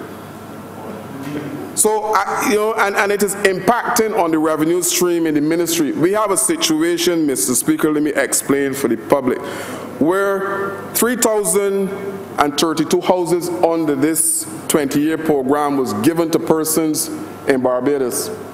And 1,000 units now are paying rent to maintain or to help maintain those 3,000 units that are no longer paying. But the ministry is still straddled with doing all of the maintenance work for those 3,000 units that were given away under a 20-year program. So I am saying that the reality is this paper, along with what is being proposed in the Ministry of Housing and Land, will help to realize that, what should I say, the task of providing affordable housing for persons in this country. And the reality is that we would have mentioned this paper as would have been mentioned earlier in our manifesto. The fact that the manifesto referred to urban upgrading and rural upgrading that will benefit several of my colleagues who have rural constituencies. The document speaks to the fact that now it is not a situation where you have a paper that will be informed only by the technocrats in a particular ministry, but it is also saying that it will embrace public opinion to inform how we go forward. And this is not normal. So again, the proactive approach to bringing this paper should be commended. And I want to speak a little bit about the Ministry of Housing and Lands and what we're proposing as it relates to housing development and how, like I said, it will dovetail into this particular Green Paper. And we have 5 corporate goals that will guide the Ministry of Housing and Land. And one, the obvious thing, the provision of housing. And this speaks to the provision of affordable social housing across Barbados. Because we understand that old adage too, that everybody believes they should own a piece of the rock, is something that is real. One of the overarching goals of that ministry is to do exactly that, to provide affordable social housing. Goal number 2, the development of innovative housing policy. And this would revolve around research and development to ensure that a lot of the houses that are being put out there by the Ministry of Housing takes into consideration climate change. The fact that we're being hit on a yearly basis, not necessarily Barbados, but the Caribbean, by some serious hurricanes. So this particular goal speaks to the fact that we will not just be now developing houses willy-nilly, but the houses that are being put to the public by the Ministry of Housing will take into consideration all of what surrounds climate change and providing opportunities for persons to have houses that will withstand Cat 4s and so hurricanes in this country.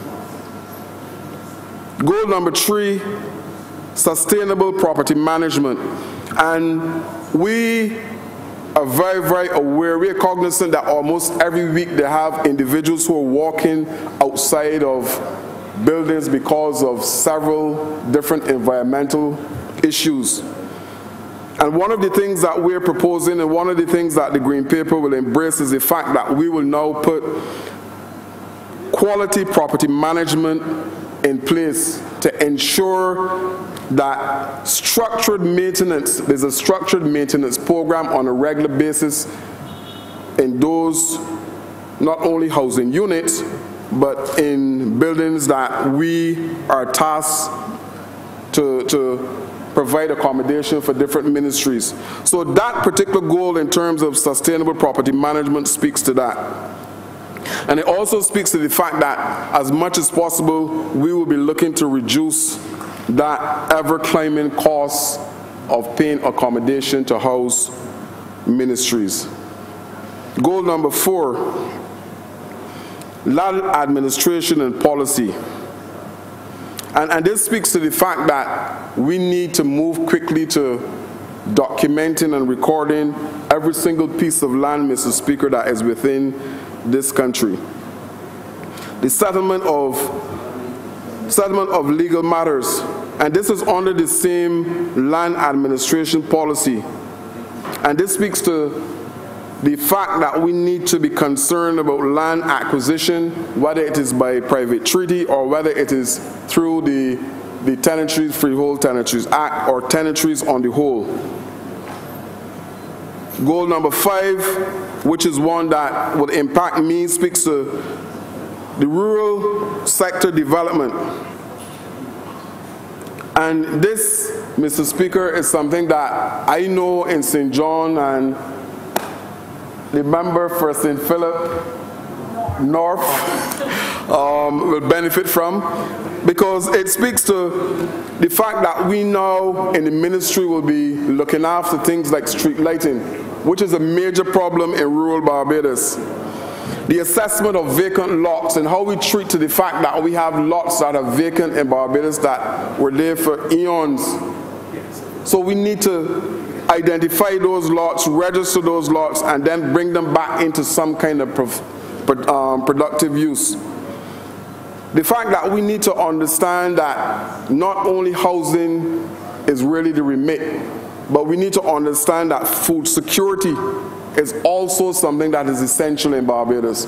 So in the Ministry of Housing, we will not just be putting down houses, but we understand that there's a need to deal with situations where the land use policy must also provide for those particular agencies like the Ministry of Agriculture to run parallel to what we're doing.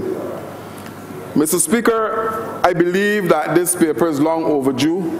I am waiting until it reaches a stage where we can get full input from persons in public, whether it be town hall meetings. I am not sure exactly how people will feed into the document, but I believe that those constituents in St. John will have an opportunity to weigh in on this particular green paper. And at the end of the day, the white paper will come and we will see Barbados develop at a rate that we expect it to. Because like I said earlier, this is the 21st century and we cannot and will not go forward with old models that are outdated.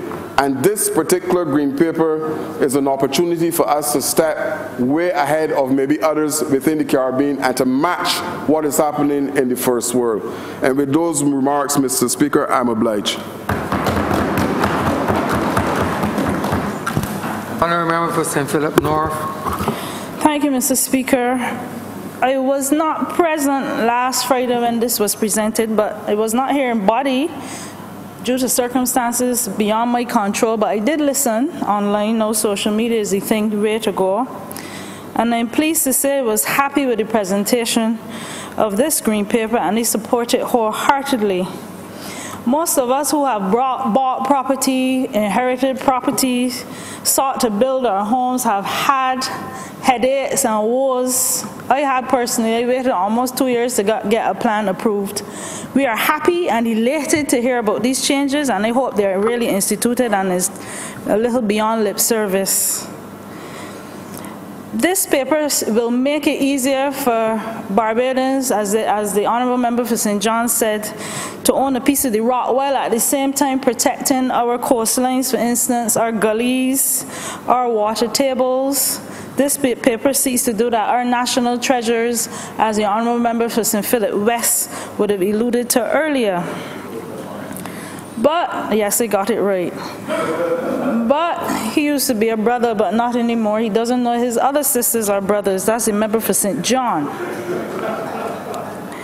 But as always, I bring the concerns of my constituents to the floor. And I am happy to be able to answer back to some of these concerns today, because I am seeing the amendments in the green paper to address many of them. One of the concerns, a constituent called me 2 weeks ago, private property beside his house is overrun with bush. Notable members of the community as well. But I mean, several calls to the health inspectors did much of nothing. So his appeal was to do something about the bush as the rodents were taking over his property. And I had to agree, because these things are breeding grounds for rats and mice and other vermin, as well as potential breeding grounds for criminals. I mean, some of these people, hopefully, the buses will be able to run a little better, but some of these people are forced to walk along the streets beside these bushy areas. And I'm glad to see this green paper presented to address some of that. With respect to the derelict unoccupied properties, despite the fact that the land taxes are higher on these, it somehow does not encourage the members of our communities to do something with the property. Granted, some of them are overseas, including the ones that may have inherited these properties, and some of them don't have the money to develop. But one would think because the taxes are higher, it might force you to decide to, even if it means planting for some fruit trees, something as simple as planting fruit trees could get down your property taxes. However, I did that, and the problem with me is the pre-deal larceny. I have about 20 coconut trees on my property. I haven't had a coconut from there in over a year. So that being said, some sort of protection needs to be given to these people. Many of them own properties that are not next door to their homes. What are we going to offer them to protect the agricultural products that they have? Despite the thing, and I am happy to see that breaches in the planning legislation will be looked at. Happy even so, because we saw with the last administration, a certain member of our community basically got the leeway to build where he wanted, when he wanted, and how he wanted. Meanwhile, the next page of the newspaper saw other smaller members, less financially endowed members of the society in the newspaper with pretty pictures of their properties being stripped down. It has to be even, and I'm not saying that I support building structures without permission. I do not, but make it even across the board. It has to be the same for everybody. Nobody is exempt. I have an elderly couple whose plot is in the middle of several plots. This would have been land inherited from a grandfather or great-grandfather. I don't know the law. I know there's some provision in it saying something about the right to church and market. But it's difficult to even access a property, to sell it, access to the fire service, the ambulances, if you're not given a road. I think the town country planning needs to look at some of these old properties that were not given access by road. There's some who have issues with getting permission to subdivide. I have a member who has 3 children, large property. Most of it is rock. You cannot build on it. The last prime minister had promised him the subdivision, and that was never brought to the fore, and I'm hoping and I'm seeing that there's room for appeal, so I will encourage him to do so. One of the ticklish things I have to face in my constituency, and this might not necessarily, it doesn't fall under terribly much town country planning, more MTW, but the land that was compulsorily taken to construct roads, for instance, in Supers in St. Philip. A farmer over there lost quite a bit of land because a road had to be built through it. This is 10 years thus far, he hasn't seen a cent. We can't carry on with this. He hasn't seen a cent, and I'm here to represent him now. Last week, I heard the Honourable Member for the Opposition speak about squatters, and I commend the Honourable Members for St. John for allowing the squatters in St. John to acquire the properties. And I agree that there's definitely a need for housing. I have at least one constituent who is squatting on private property for now, 2 children, doing brilliantly in school, but she just cannot afford it. She's self-employed. We need to address the concerns of these people. The Honourable Member for St. John said that houses were disappearing. I suggest that they appear and he find them, because I have people that need houses. I have people that have applied to country planning over 10 years ago and haven't seen anything yet.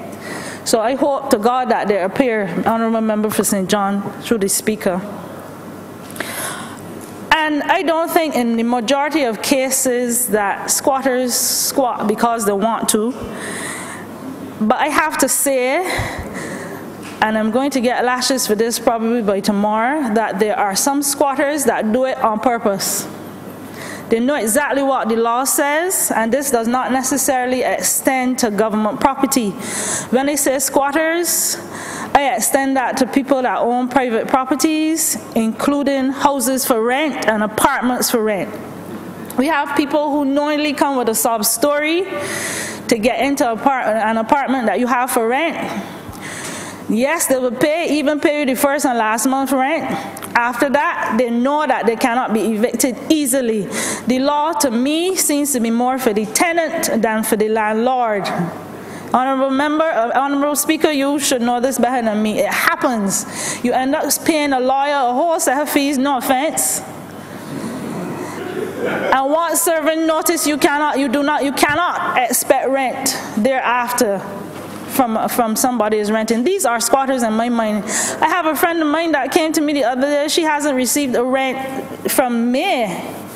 More than one of these people I know personally. Honourable Member, not to detract you, but it might depend on the expertise of the attorney and the utilization of the pertinent legislation in order to have it done expeditiously.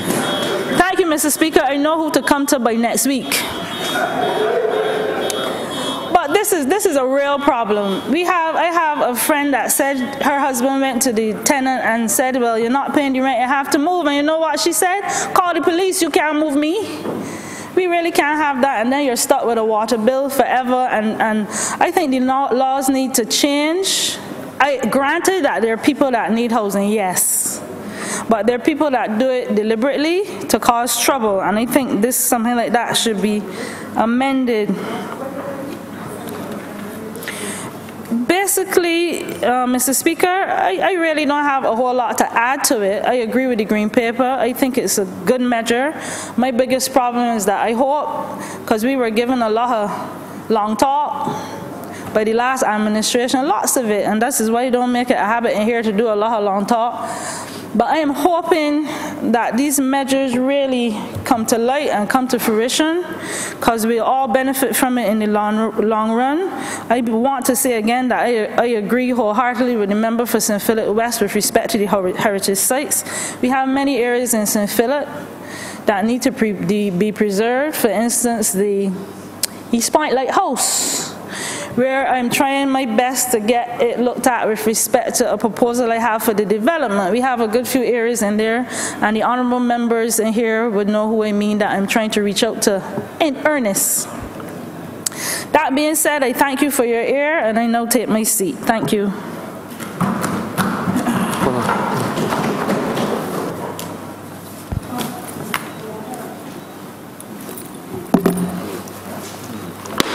He's over.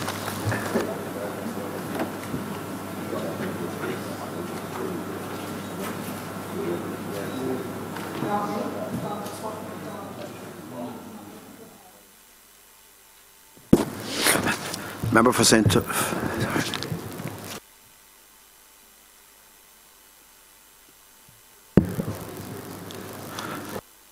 Member for St. Thomas. Thank you very much, Mr. Deputy Speaker. I wish to say at the outset that I unequivocally support this green paper. In our manifesto of 2018, sir, one of the sub-themes was and is building the best Barbados together.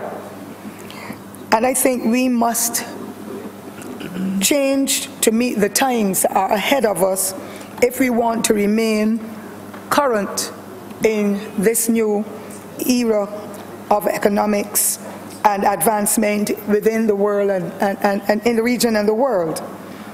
This new government, sir, has always been committed to its manifesto pledges because we have always in this Barbados Labour Party deemed them social contracts.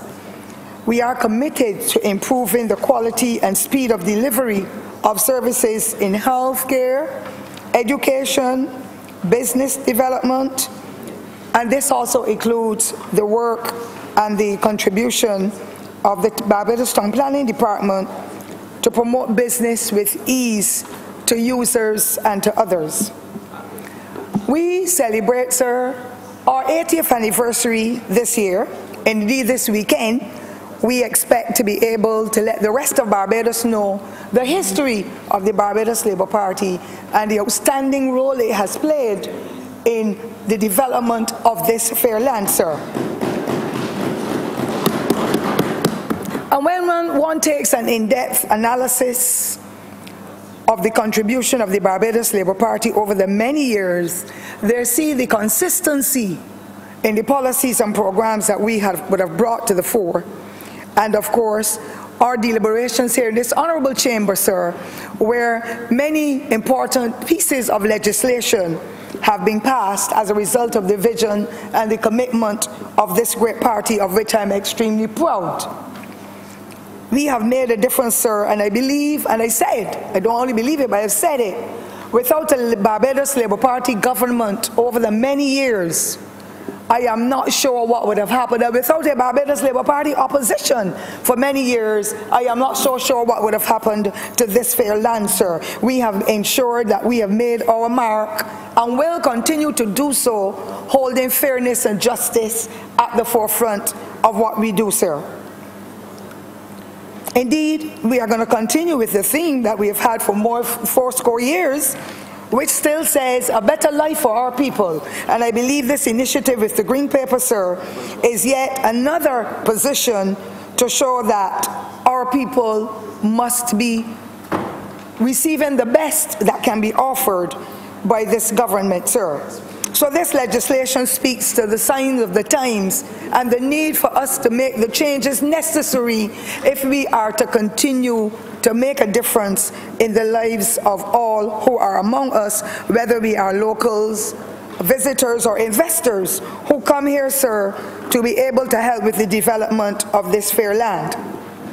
This is a unique plan, sir, that has been long overdue, because we have seen some aspects of the legislation that are archaic in my understanding and my limited understanding, since I do not have legal training, but I understand certain aspects of what is heritage. And so this green paper merits to be brought to the fore at this time when we are looking forward at the trends, not only in the Caribbean, but in the rest of the world. So as part of our mission critical package, we have determined, sir,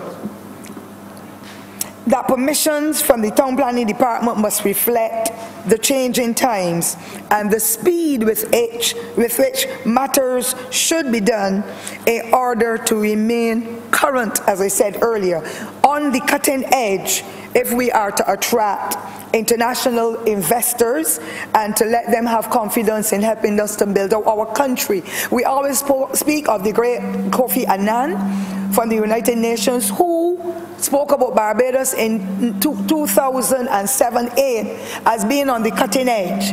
And yes, we have had a lost decade, but we believe that we can catch up once we make the facilitation available for the agencies to be able to carry out their duties in fairness, with good governance, with transparency, and with a vigor and an understanding of productivity that will make a change in this society. We are used to that, sir. I came through a generation of persons who took great pride in whatever they had to do, despite the position they held, whether it was being somebody working in the railroad, with the weeding and the catching away of debris and so, or a cook in somebody's kitchen, or a school meal server, or a nurse, or a doctor. Barbadians have always had that pride and dignity, making sure that whatever they do, despite what level it is at, it would have been done to the best of their ability and to the admiration of others. And so we've brought along generations of people who understand that they must make their mark, not looking back at anybody for something in return, but carrying out the duties to which they have been assigned. And it's sad to say that in this society and in others in the world, we are seeing so much mediocrity.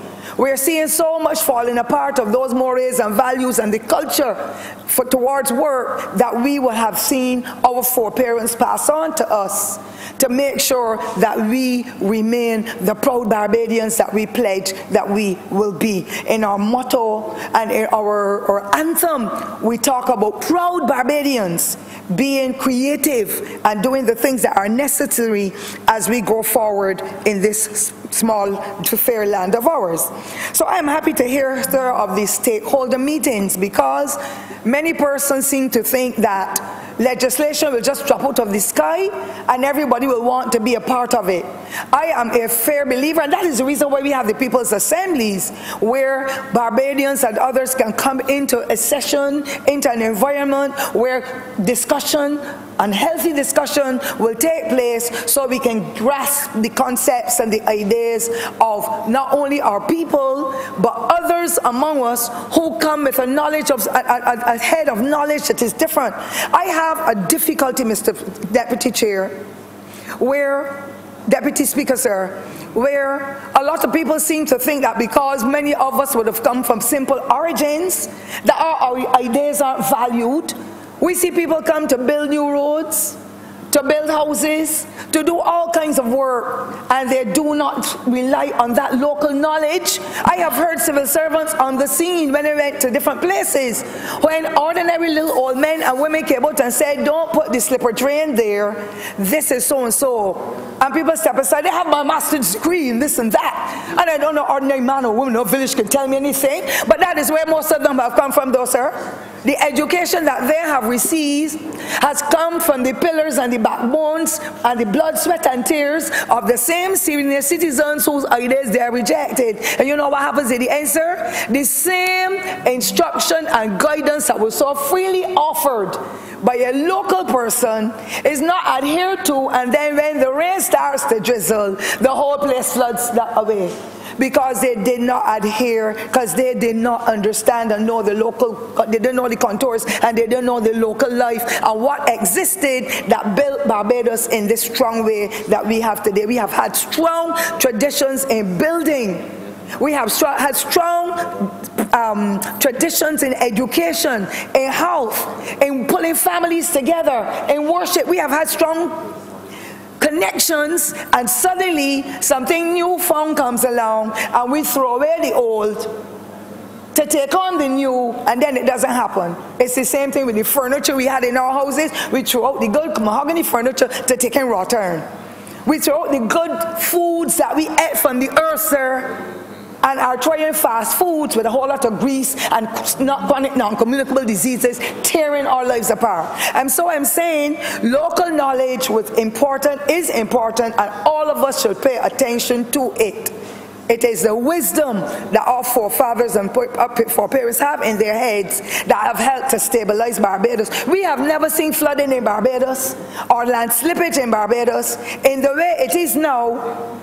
That when we look back 20 years ago, when our foreparents, my mother and many others, they planted the sugar cane. They knew which trees to plant in certain areas to stop the land from slipping and going down through St. Andrew and other places. But nobody wants to listen to them. Everybody wants an easy road to pass, because it is easier to bring a bulldozer and put it there than to take the hoe and to take the different implements and do it gingerly, because you're impacting on the rest of the land when you put in the heavy duty equipment, especially in the rainy season. So we are losing a lot of our lands by erosion because local knowledge is overlooked, and it is a pity that we have gone so far back. I hope that it will be arrested soon. So those stakeholder meetings, sir, towards the reform system and in the planning department have really made a tremendous difference to me in the small amount that I would have understood from the reading that I have done thus far.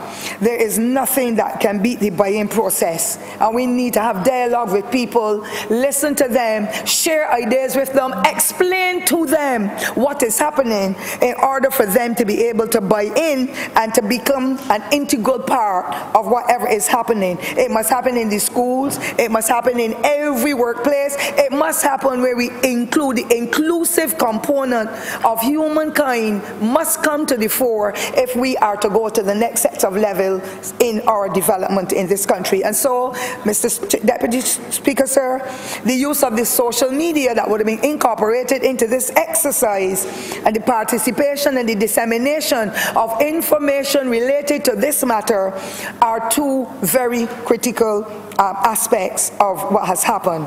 So I am heartened, sir, by the 5 policy goals of this green paper. The first one being transparency and accountability, and I will get to that, because in some instances when I look at what is happening in my fair land, and I'm fairly young still, I cringe to see what is happening with transparency and accountability in almost every sphere of life in this place. The second one, openness and inclusiveness.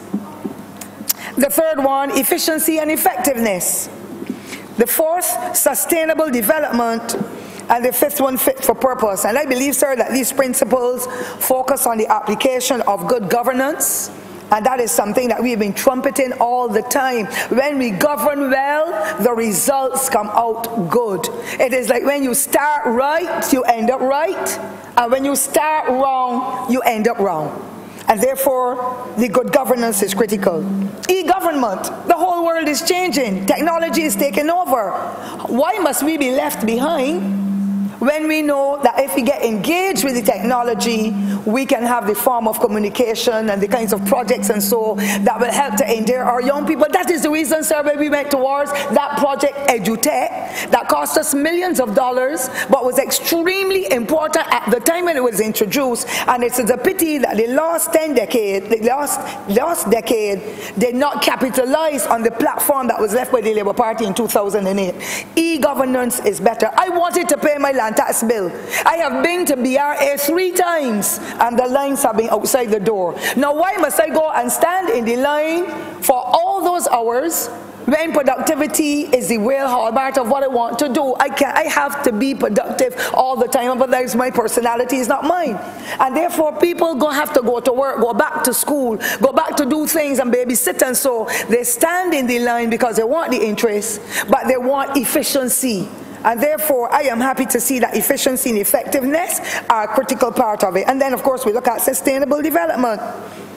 And the final, the e-government, consultation, which is a part of what had transpired before, participation, and the proactive management. And that is where I want for us to go as a people.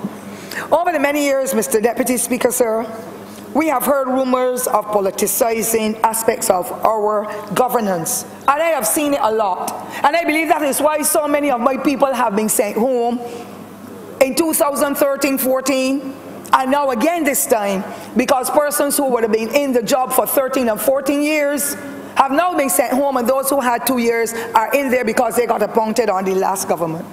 And I'm saying that we're all Barbadians, so I am not criticizing the individuals, because I would like every Barbadian to work. But sir, what is happening in this economy and what we inherited from persons who spent billions of dollars and we cannot even account for them in the way we would like, unless the transparency and the accountability is taking place, I want somebody locked up for not accounting properly for the government's funds to let us know where our hard-earned taxpayers' dollars have gone. That is it. So the proactive management is really very critical.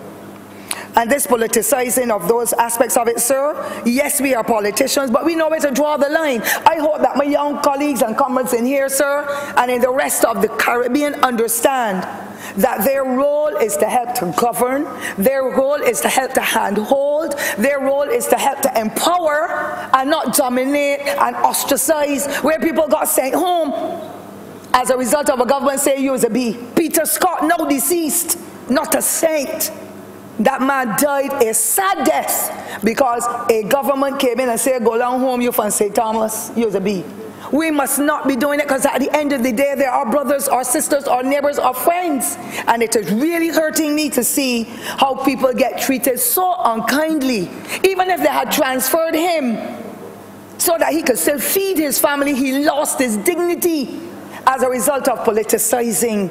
This society is too small when everybody is family to somebody for us to be treating our own in that way. And so, Mr. Deputy Speaker, I want for us to take out the politicizing and to govern effectively as our forefathers did, without fear or contradiction by anybody that were at least said he or she, they were fair persons. They treated us well despite their political persuasion.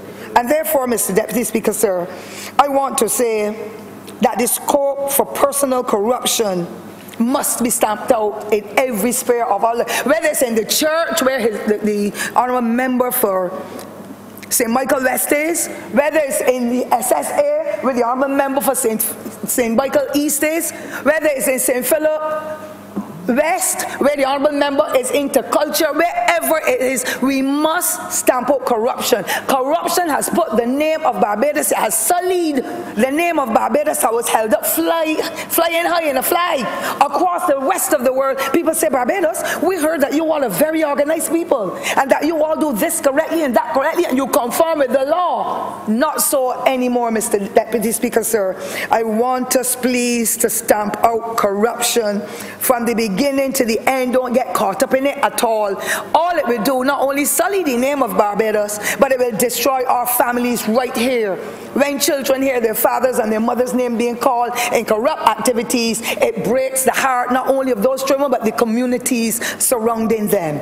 And so we want that stamped out. This legislation, this green paper, should help us, sir, to be able to have it removed.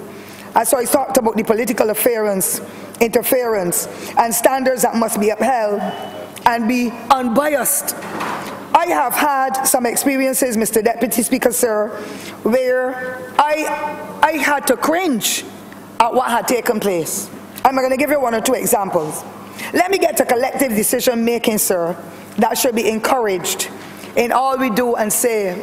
We must look at the expertise, the capacity, the skills, the knowledge, and whatever else members of staff and individuals have in order for us to be able to keep the focus. We must look at professional delivery of services in every sphere, from the top to the bottom or the bottom to the top. Transparency is also an aspect of doing things above board and not practicing one set of rules for the Medes and another for the Persians. I have had a young man in Allenview, in Bryans Road, with a little chattel house, one little roof.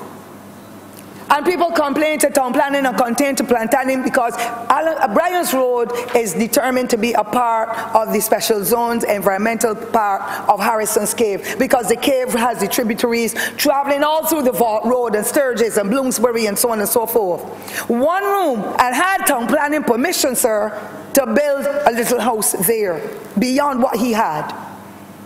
And you know, one morning, Mr. Deputy Speaker, I got a phone call, come now, MTW's truck is there to remove the man's house. Since then, permission was given for Bryans Road to build some high-class houses just about 3 to 4 years ago. And all the residents are in my face. How come they take down the young man's house and wanted to carry it away to the mangrove landfill? But these high-flyer houses that are strangers we don't know, they are living there, but we cannot subdivide our land in Bryans Road where we have an acre and a half to accommodate our children's needs. Something is wrong. It is the same thing with Allen View. The people in there cannot get running water, some of them. But then there are other places where there is, the people just go and throw a house and throw a house there, and they get water, some of them. They get the other utilities. And my people at Allen View are still suffering. Something is wrong with the way we do things. And you can write from now till the cows come home. Nobody is responding to say, I acknowledge receipt. Furthermore, we're going to give some consideration. The honourable member yourself, sir, the honourable member for St. George North, you spoke, sir, and I'm not reflecting your speech in a way that is negative, but you spoke about certain things that are happening that will impact on our lives and our people in a way that it will make them feel that they're less than human beings. We must be consistent with our laws and rule as we should rule, with fairness and integrity. And it really is taking a toll on what is happening, and people have lost faith in a lot of our systems because they're seeing things done where rich people can get through with flying colors with something in less than 2 and 3 months, and poor people have to wait for 10 and 12 years when they're on their own land and the similar circumstances prevail. Something is definitely wrong, and we must ensure that this green paper helps us to be able to climb to the next level, making sure that fairness and respect is across the board. Now, the physical development plan, sir, provides the policy framework to guide development. And of course, the 2003 plan needs the upgrades. It needs to be amended to suit these current times of what have been said before. Support is given to these changes, sir, and I watch and wait with bated breath to witness the transparency, the fairness, the adherence to the law, and the quality service. I said again, already, and I say again, the poor always suffer because they don't have the wherewithal to pass their hand to put anything in anybody's pocket or the purse or wherever they should put it, that the persons who should really look after their needs without any favors have been given it a blind eye. Barbadians and those among us, as well as those who choose to invest here, must always conform with the law despite color, class, creed, political persuasion, or whatever. In my short life, I have seen and learned much, and I'll say right now what I'm talking about now. I remember vividly, sir, the song and dance and the furor created when the BLP pursued with the modernization of Barbados, the Queen Elizabeth Hospital, the Deepwater Harbor, the Central Bank, the General Post Office, highway to where the Barbados Labour Party was put through the fire. They said that the then great Prime Minister, Tom Adams, if you allow me to call his name, was building the Tower of Babel, like Babel up to the sky when the Central Bank was going up and all that. Had he not had the vision, he and his dynamic team of ministers and others around him through resolutions at conference not conceived that project, where will we be today? Had he not done it for the highway to way, can you imagine, Mr. Deputy Speaker, Barbadians driving on roads as broad as this in between here? Because that is where we would have been without the vision. So we have to have a flexible town planning department, a physical development plan, and so on, and people with vision to be able to take us to the next level. And sometimes when you look at the highway, you can do it in an additional lane.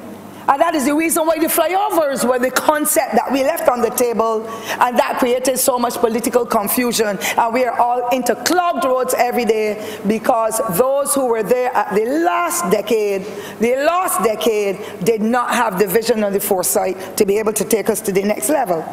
Today they've revealed that vision, sir, that the Barbados Labour Party and the Dare to Do projects, which many thought would have failed and collapsed, are some of the best projects in our history, carrying us forward as a modern society. Mr. Deputy Speaker, I also want to be able to refer to some other aspects of what I know of in relation to the climate change, which has serious impacts on how we build, where we build, and so on, the type of house we build and all that.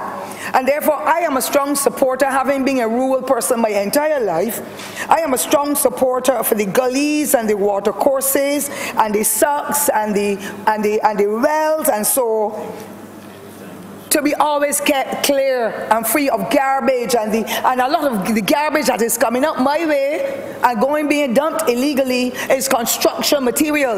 So I had the unfortunate experience of a car marked P, or not a car, a truck, sir, 2 weeks ago, put 2 loads of construction material on the pavilion, and I want the honourable member who is responsible for the Sports Council to hear this, on the pavilion at Holy Innocents at the back of the churchyard. I don't know why the person driving the churchyard, drive in there, park and don't come back out, because I thought it was the worst criminal action anybody could have. Right opposite the Holy Innocent School, to the back of the graveyard, onto the perimeter of the playing field of the hard court. That is where that P vehicle, I wouldn't call the name here, I give it to the police, because when the person who saw the dumping called the police station, you know what the police said to the person? So now that you've told me about the illegal dumping, what do you want me to do? Now that is where I call inefficiency and unprofessionalism in our various institutions. Another day this week now, one from St. Peter has gone, that Marie, that has gone down now, sir, to Mount Misery, going through from Erica onto farmers, and has put a terrible load of construction material onto a narrow road that deserves to be fixed for the last 10 years and not a touch of anything for the Ministry of Public Works and Transport then. So I'm saying that is the kind of thing, and when you call agencies, that is what people are being told. Mr. Deputy Speaker, sir, I believe that the gullies and the water courses and the caves and so should be used to develop trails rather than the illegal dumping and people building in gullies, because we saw what happened in Trinidad yesterday and the day before. We saw what happened 3 weeks ago when we had bad weather. There are some houses in Barbados that are clearly built in the water course, and we saw what has happened to them. I felt hurt to observe it. I empathize with the family, but I hope that that will be a message to others to say, do not build your homes or do not do anything, because those are natural water courses. Now, I can tell you, Mr. Deputy Speaker, of a location in St. Thomas where a 30-foot wall has been built.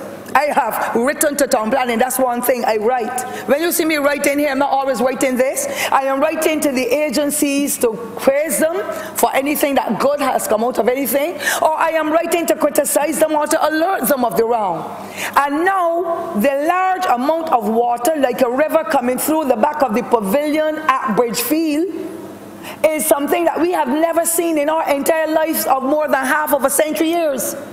And when you write, I believe town planning has too few staff members. Nobody is touching it with a 10-foot pole because of who it may be. Something is wrong with our psyche. The other thing, sir, that I would like to speak to is to do with garages. And I believe we have reached the stage, and this is not my idea. This was an idea of the Barbados Labour Party previously, where we need to find a location, a few acres of land or something, where we should be able to, sir, get mechanics, partition out locations for mechanics to carry their vehicles, so that they can work from that one place, but make sure it is not a zone 1 area. Some of our people are too dirty, They just take the oil out of the vehicle and they throw it on the ground wherever, in the road, on somebody's property, and you can see how the grass dries up. That is oil, engine oil, if that's what you call it. And I believe we've reached the stage where these derelict vehicles need to be moved off our roads.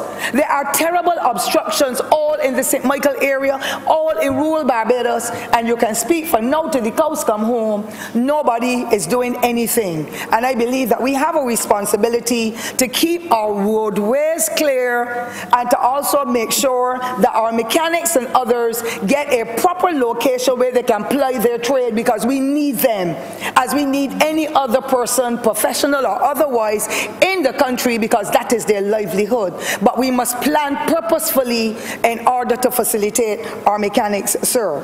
I remember you have 2 more minutes. Yes, please. Well, let me wrap it then, sir. I want to really ensure that the high-rise buildings that we're looking at build car parking facilities underground. We see too much congestion in Bridgetown and in other areas.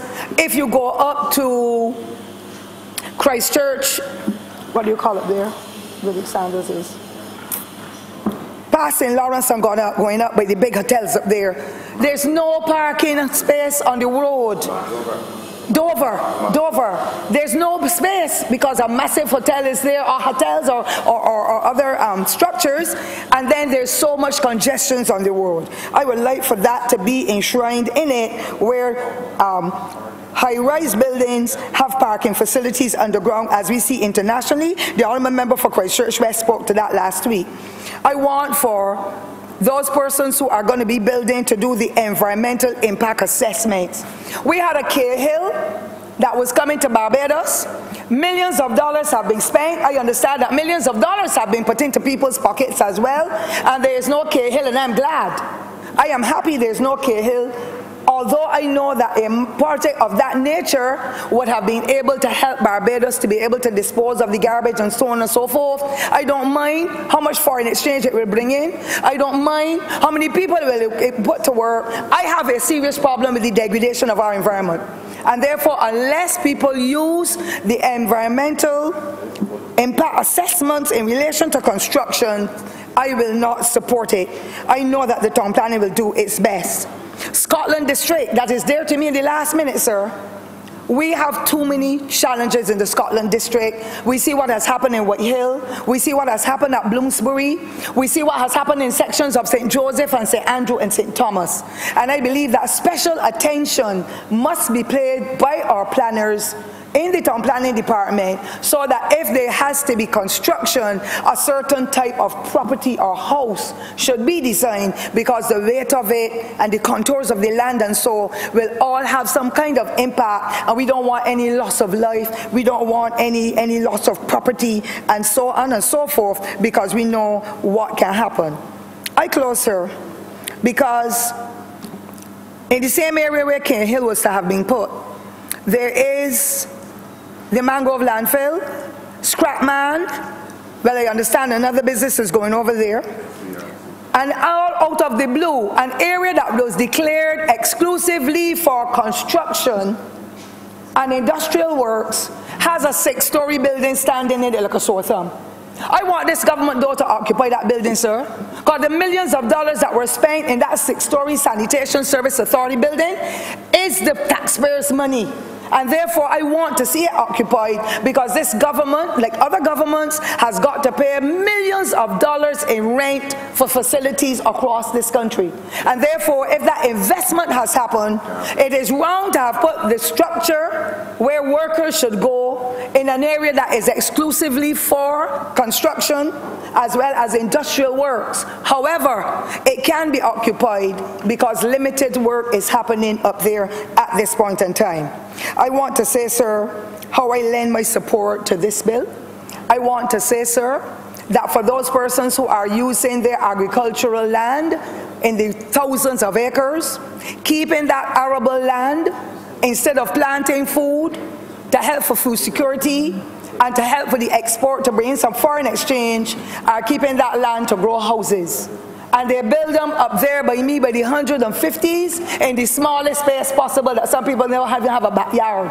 I want for those housing projects, sir, as part of the physical development plan and this green paper, well, the white paper when it comes, for the policy to be placed there where any location, any housing development with 25 houses or more must have open space for recreation, not just a little hole in a water course as I see in St. Thomas, but a space big enough. And that is the reason why we are having challenges in our housing units. They were built for 3 and 4 people in the family most likely, but because children have got their own children, 10 and 15, and it is so congested that those young people and others don't have any recreational space. I lend my support and I eagerly look forward for the white paper to come, and I would want for us to continue to remain on this cutting edge, to remain transparent with what we do, to remain honest and upright, and ensure that the policies of this government or any other government be adhered to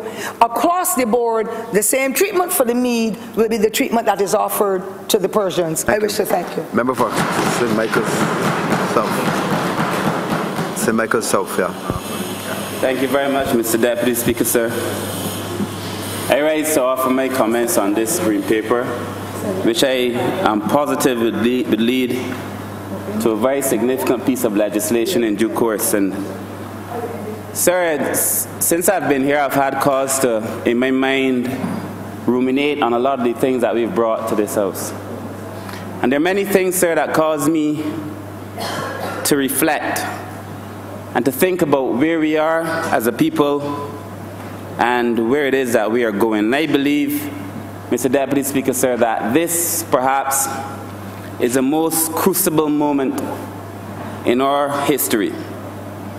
In fact, sir, I would say that this intervention on town planning reform, law reform, is a very significant intervention, and it causes me, as I said, to contemplate a number of things and to think about a number of things, Mr. Deputy Speaker, sir, that I believe are necessary and will give true expression and manifestation to what we say is necessary when we say that a country must be fit for purpose.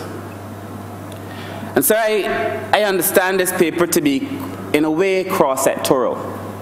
And I understand it to be multifaceted in a number of issues that it seeks to address. And I will seek to explain. So I understand this green paper to be about physical development in one instance. It is going to be about buildings and about parks and about roads. It is going to be about the physical things that we see. What do we wish Barbados to look like? What kind of city do we imagine for ourselves? What kind of communities do we imagine in the constituencies that we have the opportunity now to serve?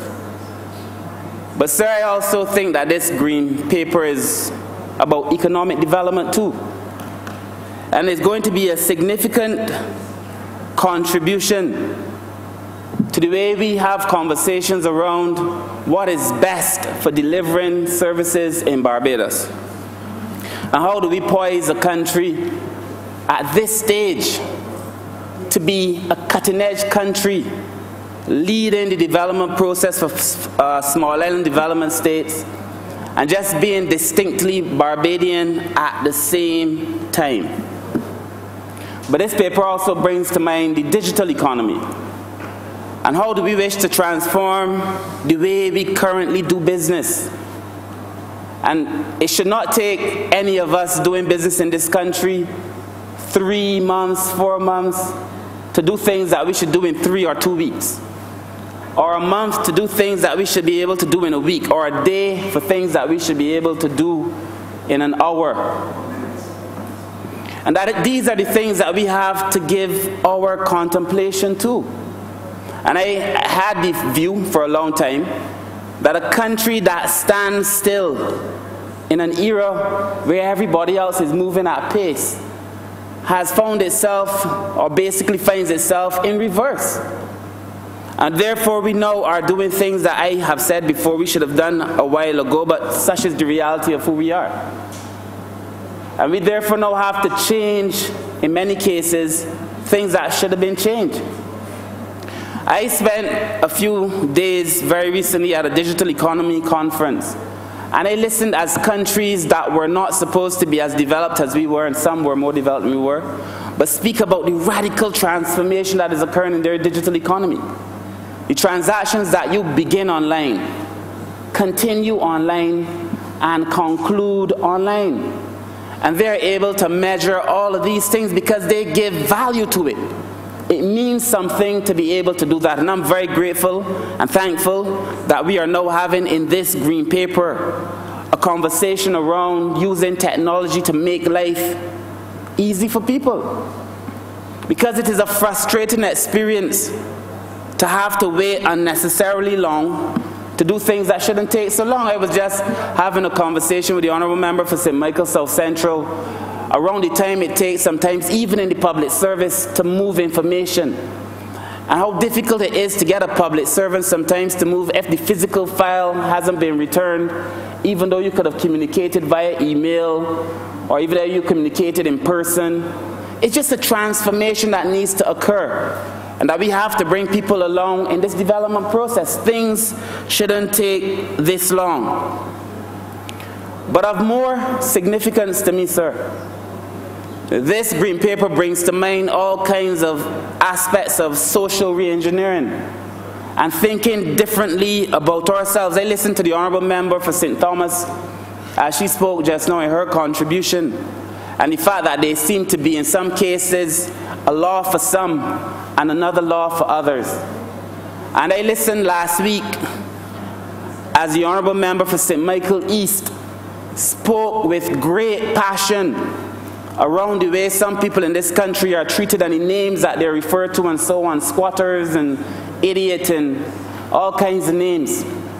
And that we have to have a conversation about this because it is about social re-engineering and thinking differently not only about the physical components of our society, but thinking differently about the people that make up the society in which we live.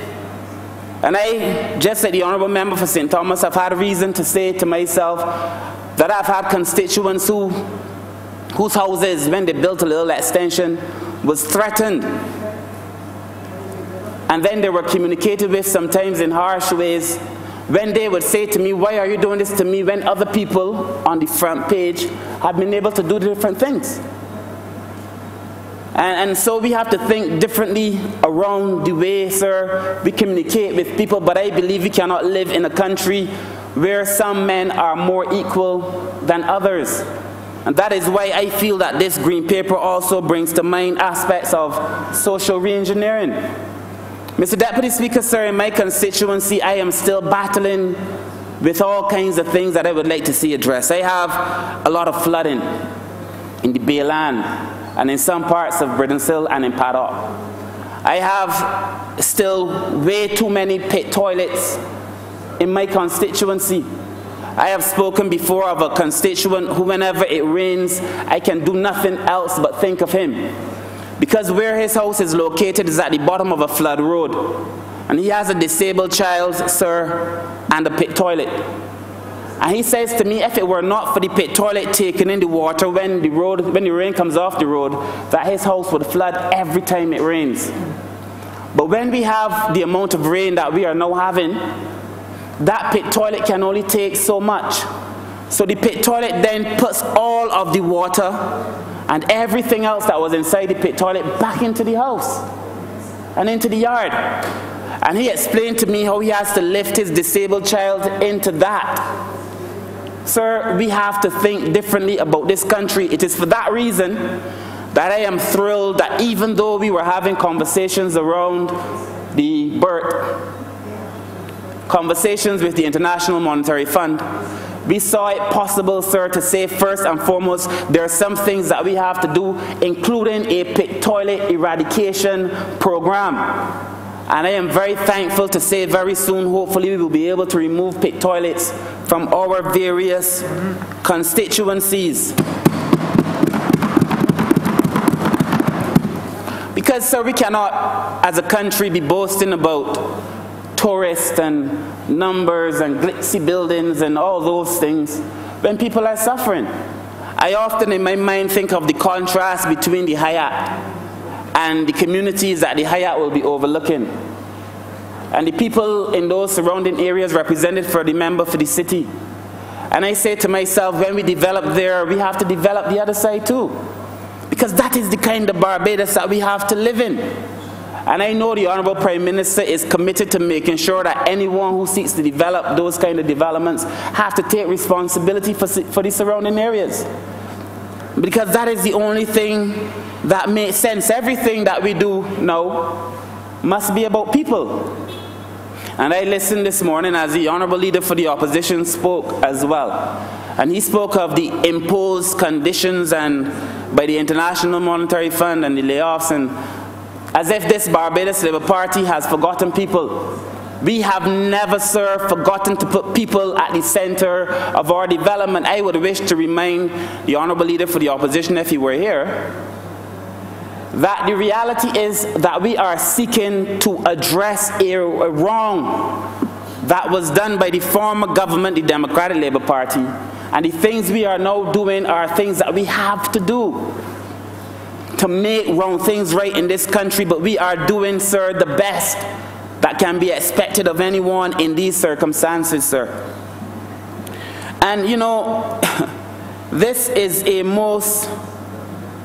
fact that we are dealing with laying off people, and the fact, sir, that we are looking at housing conditions that haven't progressed in the last 10 years is a poignant reminder in many ways of the last 10 years, what we refer to as the lost decade, what I call the decade of decadence. It is a most poignant reminder of all that has gone wrong. And we have now, sir, a responsibility to try to right this wrong. But why would we have, to speak specifically to the issue, why would we have law reform, have planning law reform? Any country that wishes to take itself forward must plan for success.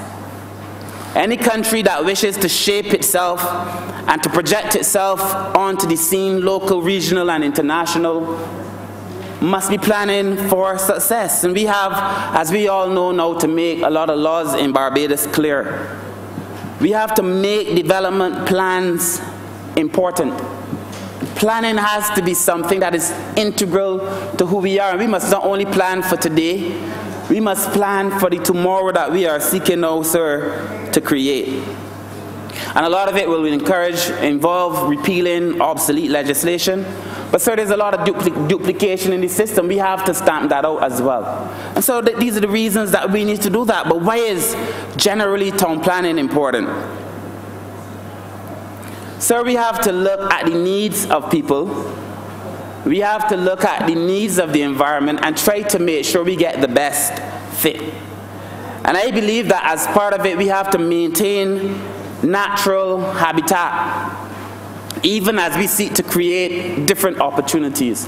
Mr. Deputy Speaker, sir, we have all the understanding that even as we try to plan for the future, part of our town planning must look at the natural corridors where the water flows.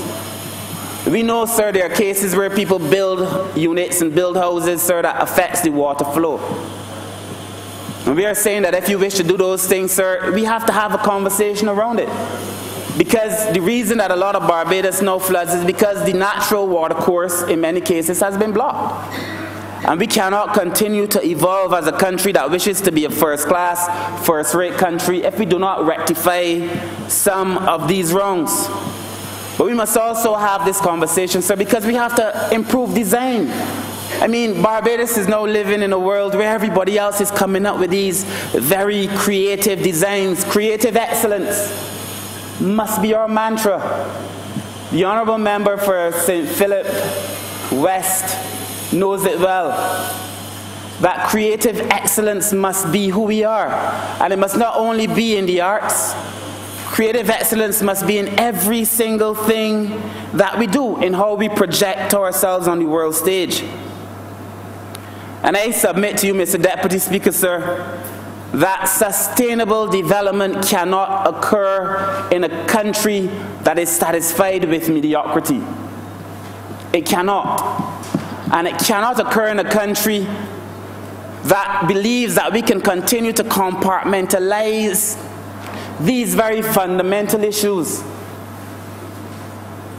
We have, sir, to think about the Barbados that we wish to live in, but also the one we want our children to live in, and the one we want their children to live in as well.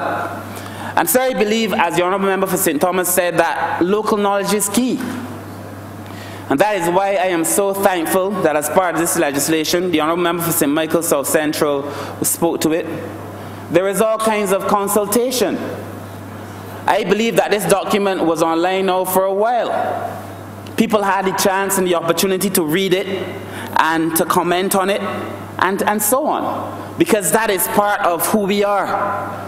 And that consultation must be the hallmark that we seek on all of these things. Why is that important? Because we know that once something is owned by the collective, once the people feel as if they had a say in its development, and once we give them a legitimate share in its development, then the possibility is, and the probability is, that whatever it is we create will be able to extend itself toward time, beyond these simple results that people get in a 2-year or 3-year. We are talking about building lasting projects, sir. But I also believe that we have to adequately prepare our young people. The Honourable Member for Christchurch West Central will tell you whenever he speaks about the youth. We have to involve our young people in these things to make sure too that they are part of this development that we are seeking to build. But there are some fundamental questions I believe we have to ask ourselves. With all this building that we are talking about, where are these things going to be? Do we need to have them? And what are the consequences if we do not have them? And what should they look like when we do build them? And if you're going to be building, sir, along certain places, do we not have to accommodate the natural shape and shift of the land? And sir, if you're going to be building next to the ocean, must we not consider the fact that any battle against the sea is lost? And we have to consider the way the sea rises and the way the sea falls in Barbados. And sir, that takes me to speak to the role of the Coastal Zone Management Unit in this process. And in the Green Paper, there is a lot of discussion around the role of the Coastal Zone. I believe, Mr. Deputy Speaker, sir, that Coastal Zone will become one of the most significant units when it comes to how we plan in Barbados for building. I believe that the information that exists in that department is so integral to shaping this new Barbados. We all say, sir, that Barbados is 432 square kilometers. That's not a very big square kilometers, 166 square miles. It is not a very big country. But we also know that our exclusive economic zone is 400 times larger. We have a significant amount of marine space.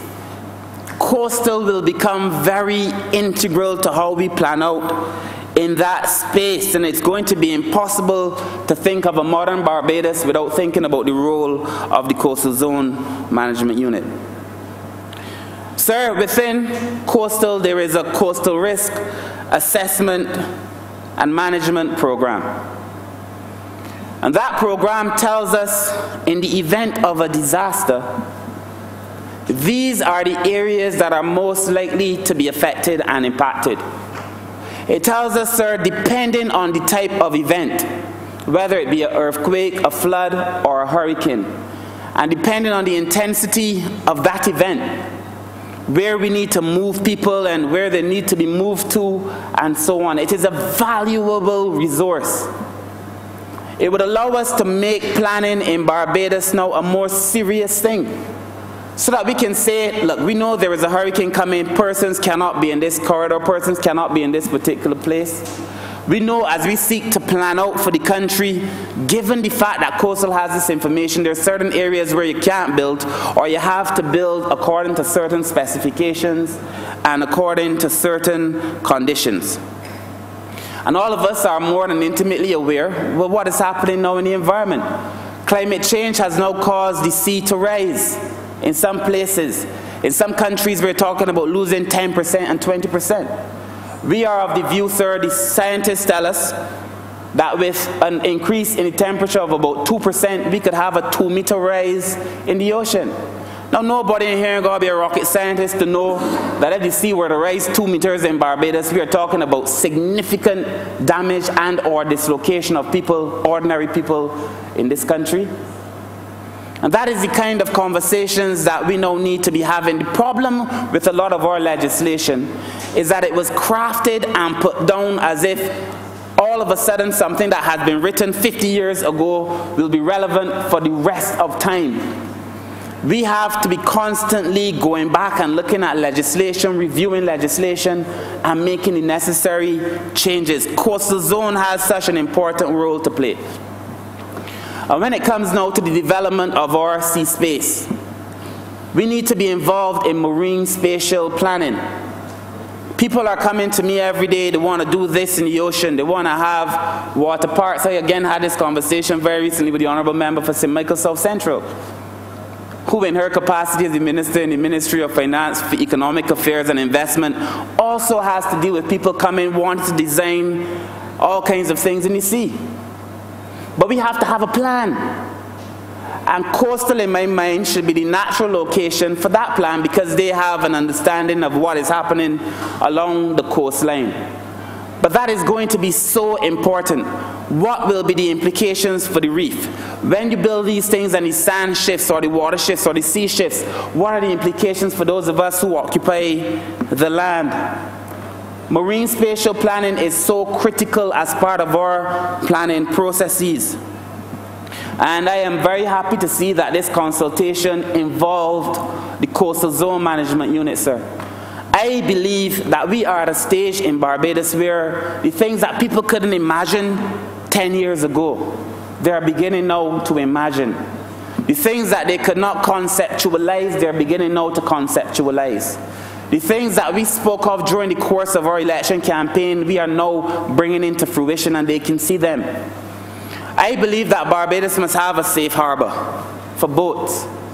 We had many conversations during the last, well, it's not past, but during this hurricane season, where we were talking about Barbados' capacity to haul out boats in the event of an emergency.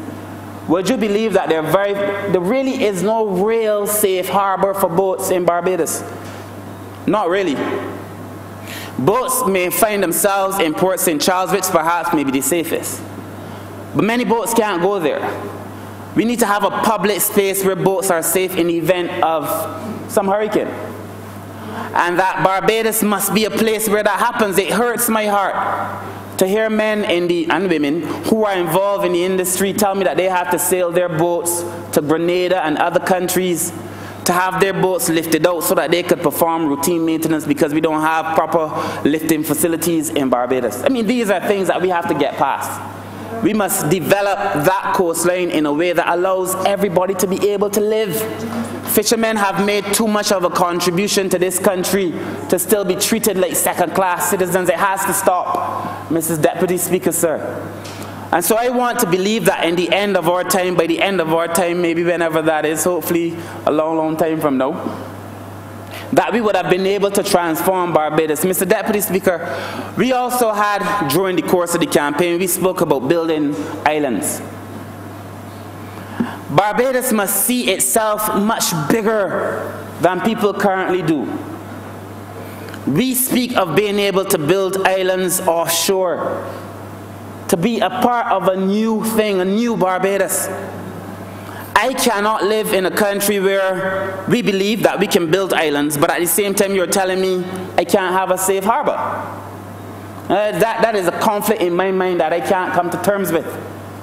We have to bring our citizens along with us. We have to bring the public service along with us. And there are going to be cases and times where we have to buy in the right skills and we have to buy in the right technology. But that is the Barbados that we want to live in, and that is why we are planning. And I have the terms of reference, sir, in my possession, and we are going to be very soon going out to the public to talk about islands. and what Barbados should look like. We put it in our manifesto. We said we were going to do it. We're going to have intense conversation with the public around it, but it is something that we intend to do. But at the end of the day, none of this matters. None of this matters if people are not at the center of the development process. And you could do all you want to do, you could develop all you want to do, and at the end of the day, if some people are not getting the benefit of it, you have what is called in development theory a distorted development. So that this development may look good, but some people are getting through and others aren't. And that, sir, leads to an expansion in the thing that nobody wants, which is inequities and inequalities in a country. And sir, that is where we are. But I know that the Barbados that I want to live in must be a Barbados where everybody is involved in the development process. And so, sir, Mr. Deputy Speaker, sir, I have, as I close, responsibility for the blue economy. I just wrote an article that I titled, "When Red Goes Blue." You know how it is. Red goes blue. When red goes blue. And in that article, I simply say that we as a political institution, as a political party, and now as a government, have always been at the vanguard of development. We have always led the process when it came to making the kind of changes that will take us forward. We have always been involved in being the visionary, doing the things that other people couldn't even see.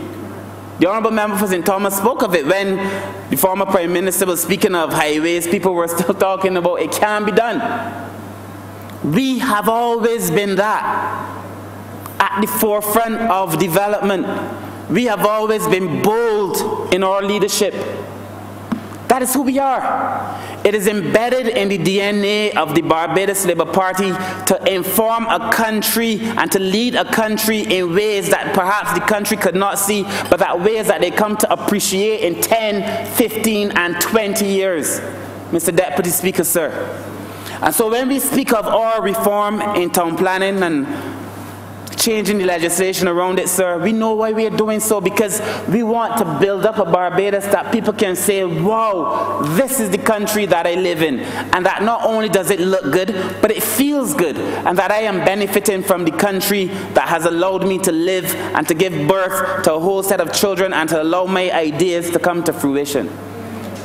And I, as I close, remind the Honourable Chamber that during the election I also spoke of a cabinet shouldn't be a place where dreams go to die.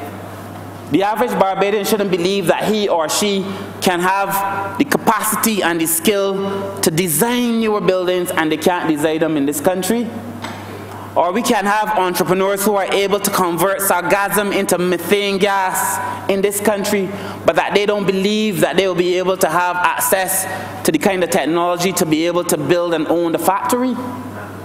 We have to have a new Barbados. And Mr. Deputy Speaker, I am more than happy to support this green paper.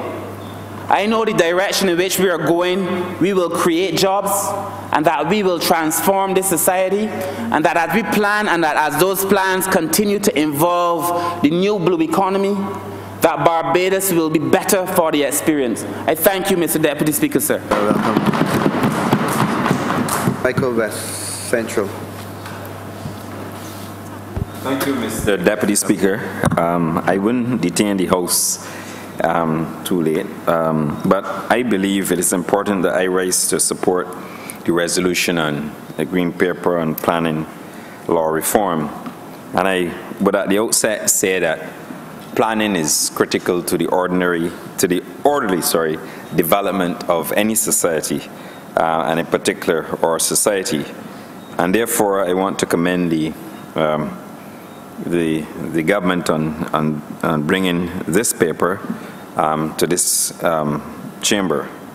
Mr. Speaker, when I reviewed the Green Paper, I recognize that in terms of the ease of doing business, that we were placed, or we rank 155th in terms of construction permits.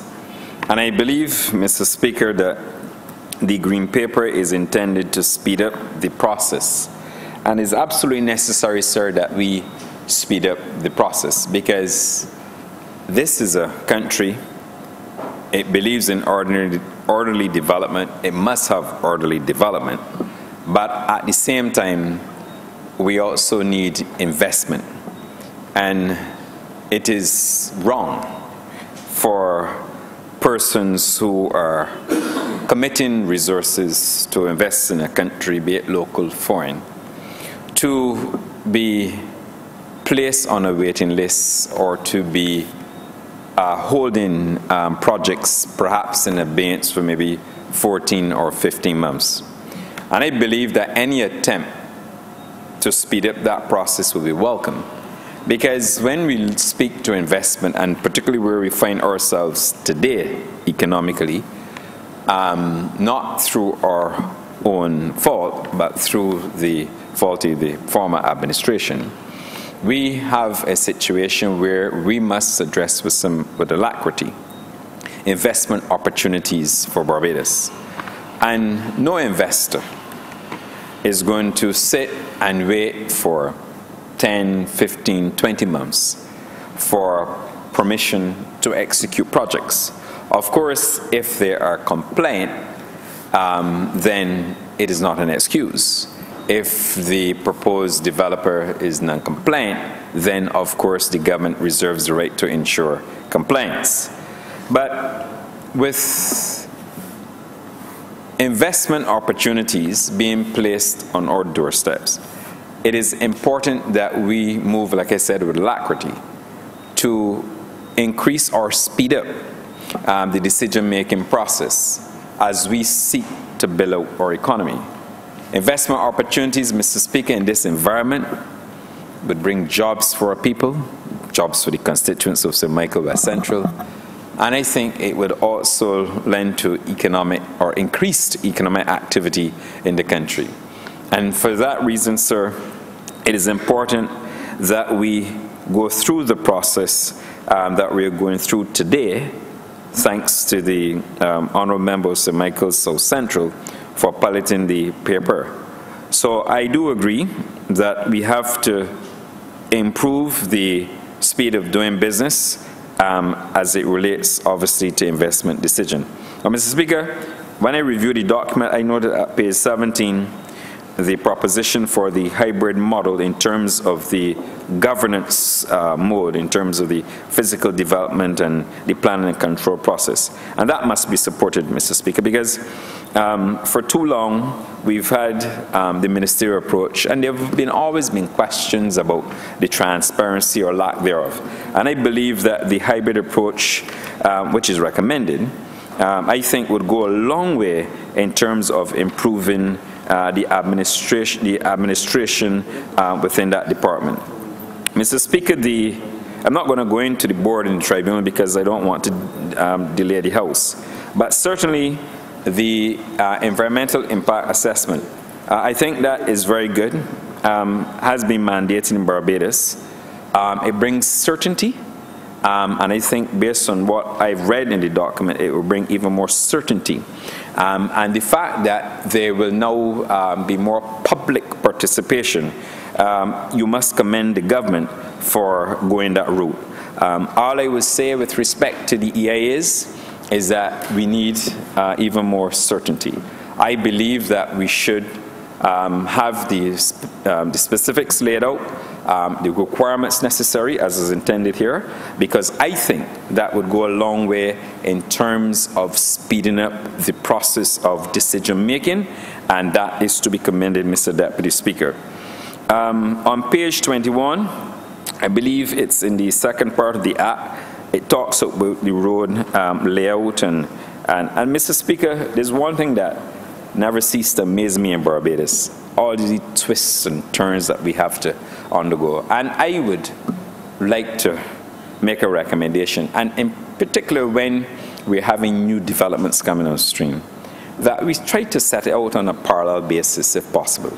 Because to develop a country the way we're developing it, and you have to, these twists and turns, I think we can make better use of the land and resources, if we perhaps had a more structured parallel approach to new developments. I know there's little we can do with existing developments, but certainly new developments, I think it is something that we should look at.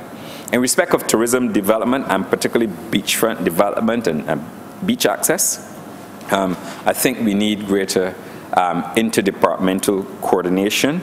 That is written here in the document. It is recognized that interagency consultation, I think if we can reduce or improve the consultations, Mr. Deputy Speaker, it will go a long way to avoiding some of the delays, especially with beachfront development. And yes, I accept you must have very orderly beachfront development in Barbados.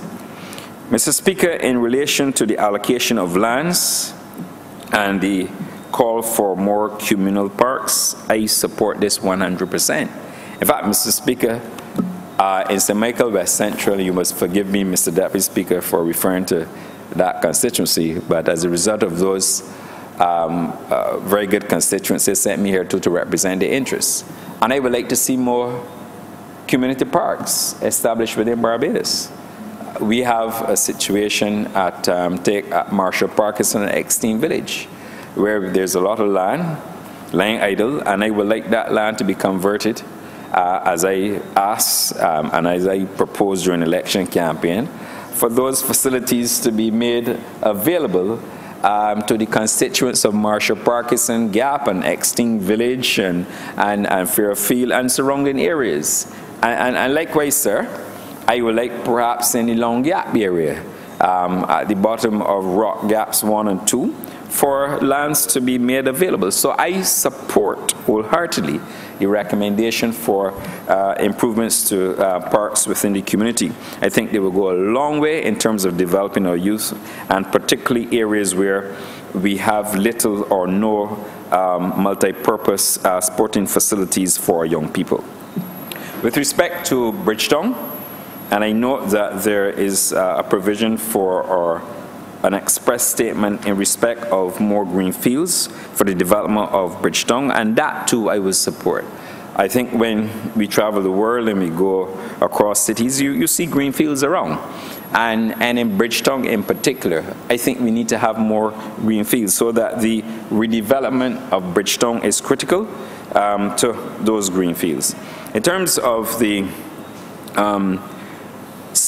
National Development Plan, and I believe reference was made in the Green Paper to the statutory instrument, bringing certainty and clarity to the law. I believe it was St. Hill versus the Chief Town Planner and the Attorney General. I believe reference was made to that. I think, yes, we need to, and we should follow that route. I can't recall if it's the United Kingdom, but we need to have certainty in legislation as we go forward. The one thing I will also add that tied into freedom of information, I think it would give the public even greater confidence in terms of a transparent process. And if members had referred to a newspaper, a clipping not so long in Tobago, in respect of a proposed development on the island of Tobago, when a citizen challenged the parameters and a position of government, they use the Information of Freedom Act to do so, and we know the outcome today. I also support the idea of having e-applications as part of the digital platform that we're embarking on as a government.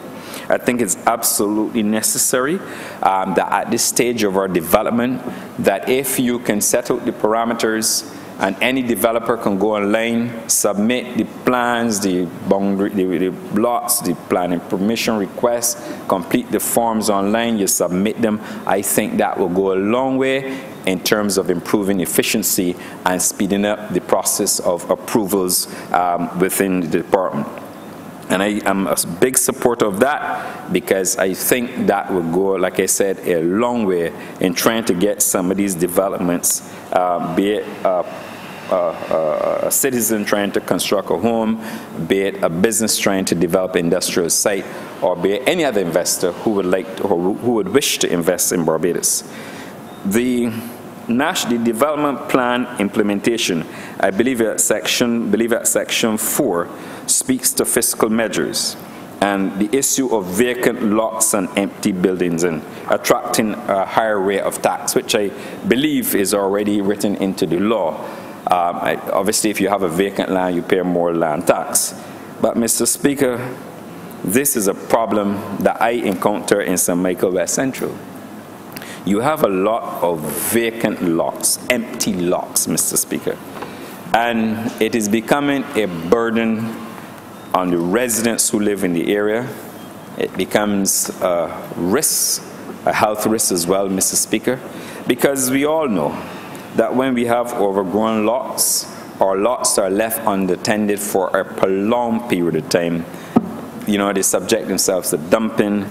You also have issues where you have to call in the Environmental Protection Department or the environmental health officers to help you deal with the problem, common problems of rodents and mosquitoes, Mr. Speaker. So I really believe that during this exercise, I believe greater attention ought to be paid.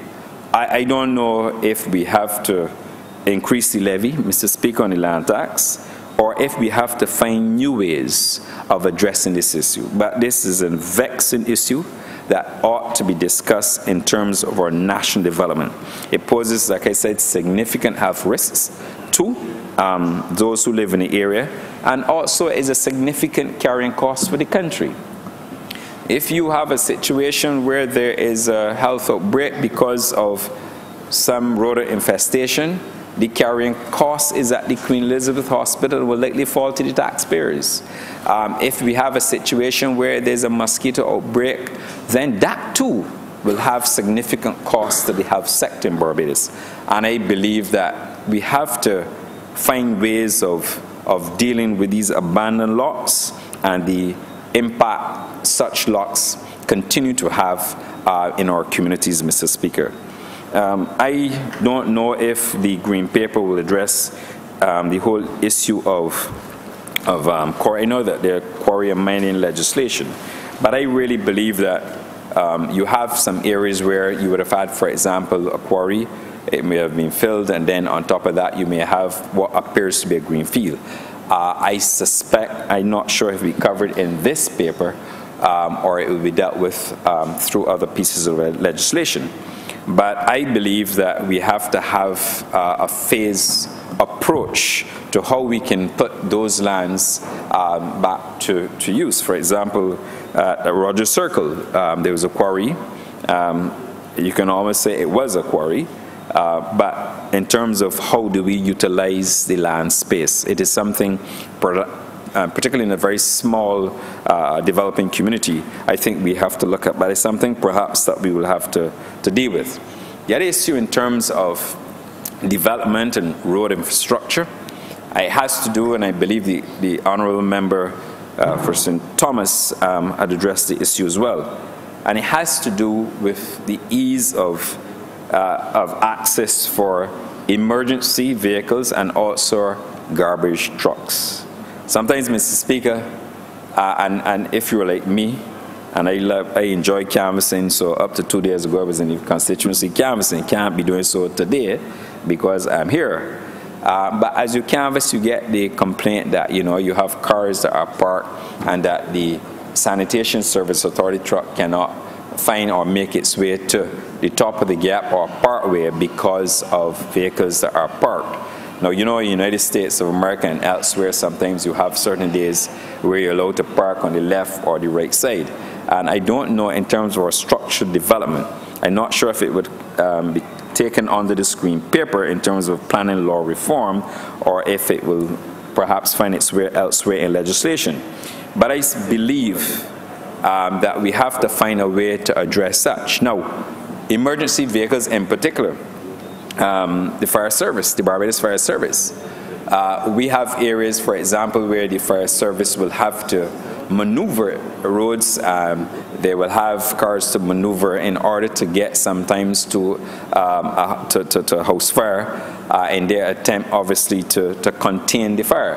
And sometimes it is very challenging a couple of days before election, I witnessed that in my constituency as well.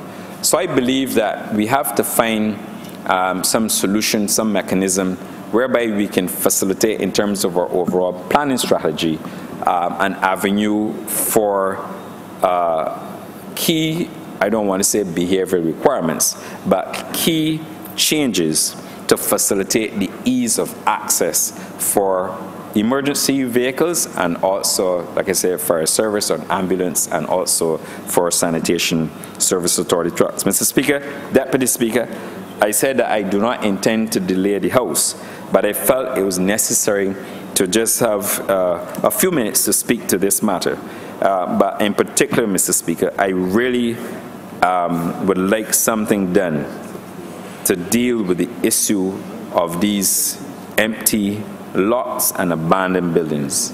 The risks are too great, Mr. Deputy Speaker, and I really and truly believe that it's reached a point where it's becoming now more than a public nuisance, and we've got to do something in order to enhance the development of these lands. Like I said, I don't know if it's through fiscal measures. I believe that to the planners, but we definitely have to find a way out in dealing with these matters.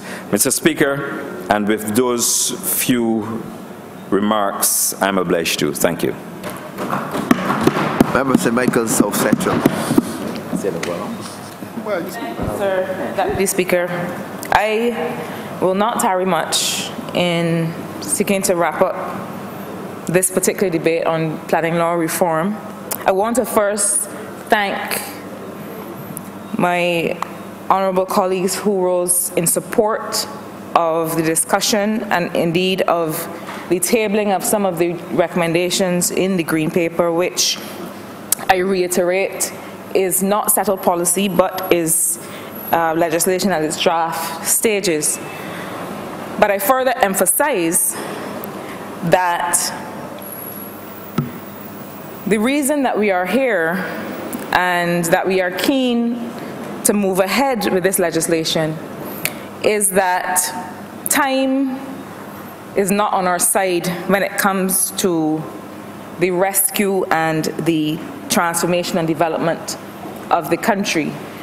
I have heard, and some of us may have heard, the notion that this Barbados Labour Party government is moving very quickly.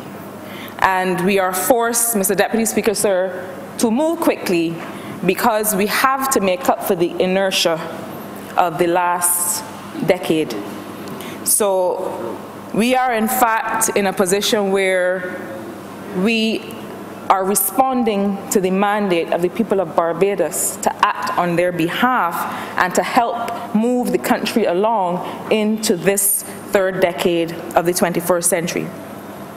Mr. Deputy Speaker, this morning I was pleased to participate in a session with Invest Barbados in a strategic planning and visioning meeting where we discussed the new global engagement platform for Barbados.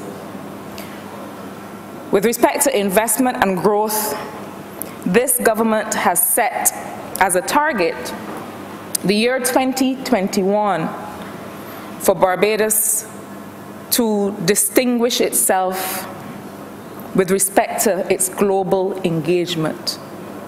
That we must be seen as the key, if not one of the key global hubs and global actors in the international development space. And so these conversations, Mr. Deputy Speaker, sir, are not in a vacuum. But this morning, as we met with Invest Barbados and we talked about what will a new global engagement platform for this country look like, we did so mindful of the fact that in order for these new poles of growth to be realized, in order for new investments to happen, there are certain things that must happen quickly. I do not mind saying and highlighting the fact that with respect to the Barbados Economic Recovery and Transformation Plan, we have set ourselves benchmarks that really are independent of any fund program that we may have entered into, because they reflect the urgency, Mr. Deputy Speaker, with which we have to act in order for Barbados to claim its place in this world. And so this morning, as we spoke with Invest Barbados about the strategy for how we move forward, realizing that we need to have a new plan for tourism investment and varied tourism investment.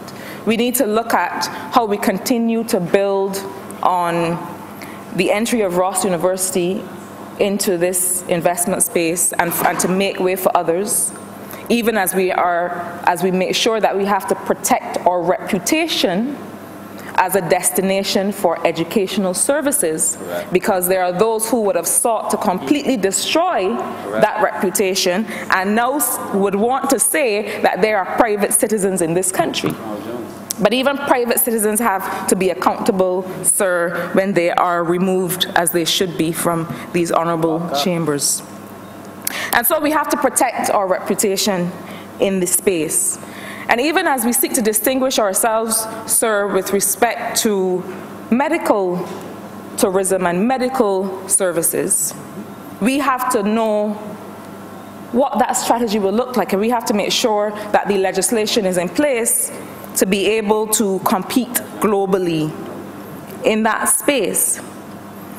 Even as we look at the issue of how we treat to medical marijuana and create a high-value product industry around that, we have to make sure that the legislation and the enabling environment are in place. Even as we seek, Mr. Deputy Speaker, sir, to distinguish ourselves with respect to being a high knowledge, a knowledge-based economy, highly skilled, even as we seek to make sure that we establish new opportunities for research and to tap into those Bajans in the diaspora who are making excellent strides in a variety of sectors with respect to their own research and what they have been able to achieve outside of Barbados. Even as we seek to consolidate that, we have to make sure that we create the environment that will allow those investments to happen. So this conversation, sir, is not just about the physical. It is about how we facilitate improvements in technology investment, improvements in education and medical and financial services. But it is also about how we acknowledge the fact that this is a new global economy.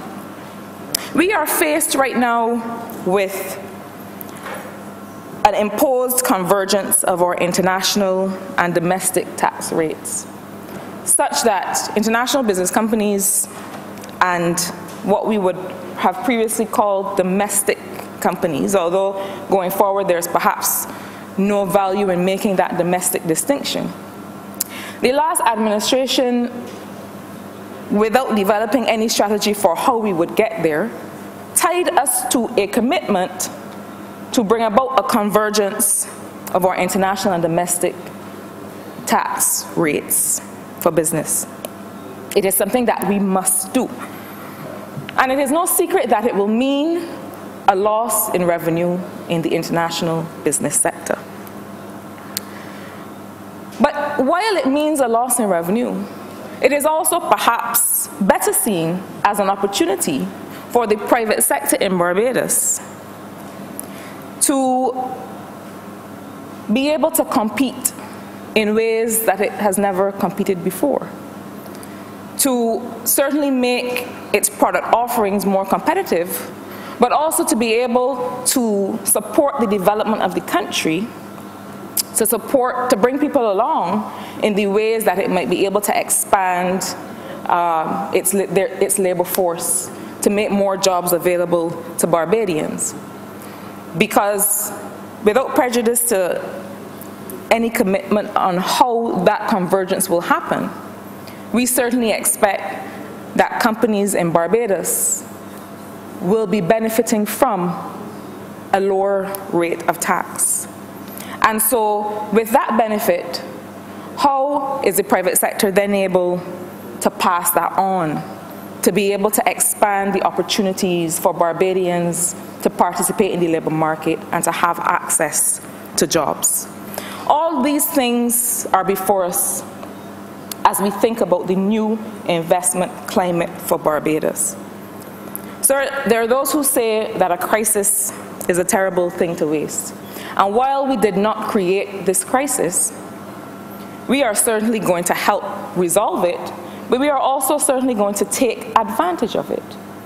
Because having been forced to reset to zero, or having been brought over the last decade, perhaps back to zero, it is still an opportunity for us, those of us who think creatively, and those of us who see what is before us as a blank palette for us to rebuild and reimagine Barbados. This is certainly an opportunity. And I speak in these broad terms, sir, because I want us to understand that legislative reforms such as that we are discussing today is really one of the key powers of government, one of the key ways in which government can do what it is elected to do, and that is to create the environment for people to prosper. Sir, this morning we met with Invest Barbados, and this afternoon we met in what is meant to be a weekly meeting to discuss planning issues.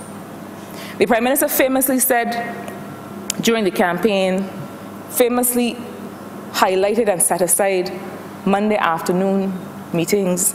It happens to be on a Tuesday today because she was out yesterday. But going forward, we intend to have as a set agenda item, not to leave to chance and not to leave to people's discretion how this country develops and how we make sure that investment happens in this country. And so we met this afternoon to look at how planning is happening in the country in real time. How are we facilitating investment? Because we will not be able, as the last administration attempted to do, to tax our way out of this crisis. We cannot. We have to grow our way out of this crisis.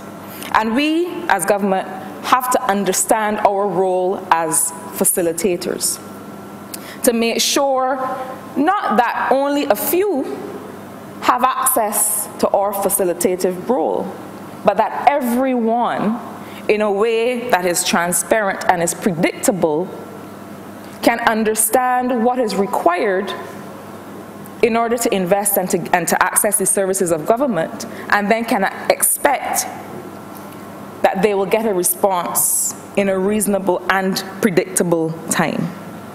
And so I talk about those two meetings today, Mr. Deputy Speaker, sir, to show that we are not just writing words in law books. That's not what this is about. Yes, we have to put the legislation in place to make sure that we are within our powers to act, that when we act, we understand the parameters within which we should. But also that we have to roll up our sleeves. We have to sit down and look at the bottlenecks and look at what is stopping things from happening and commit to removing them. That's what government does.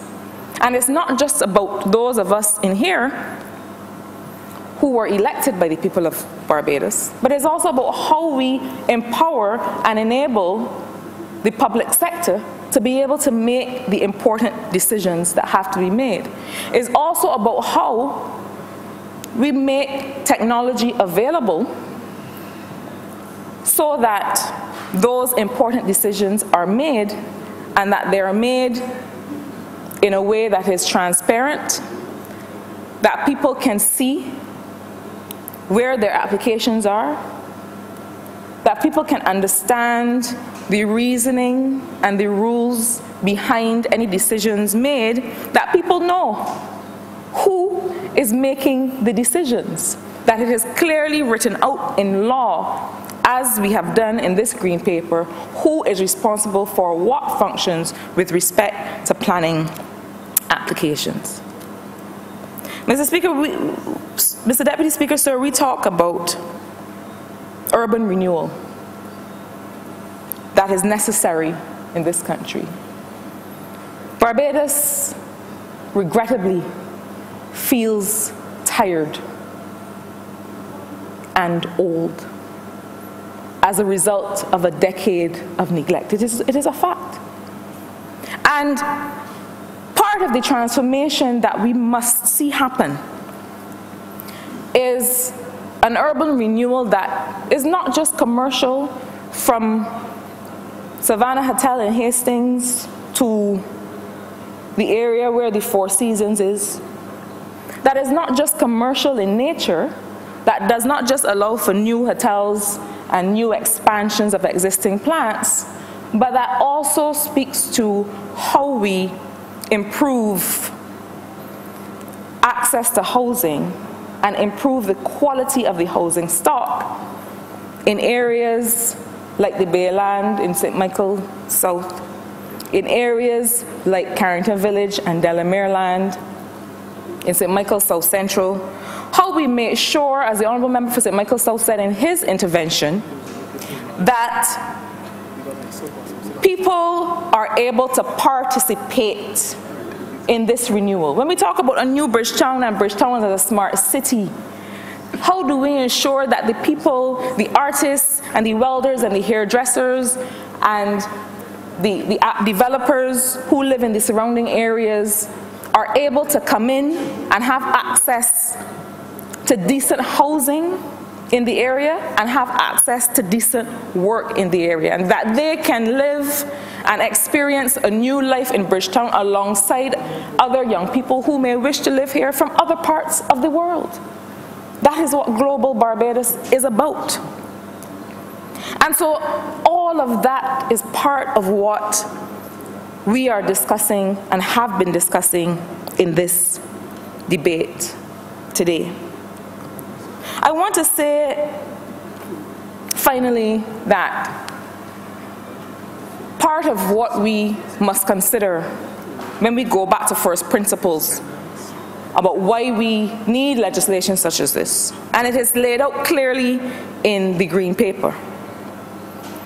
And the final question, perhaps it should not be the final question, but it is about what are the social justice issues with which we must be concerned.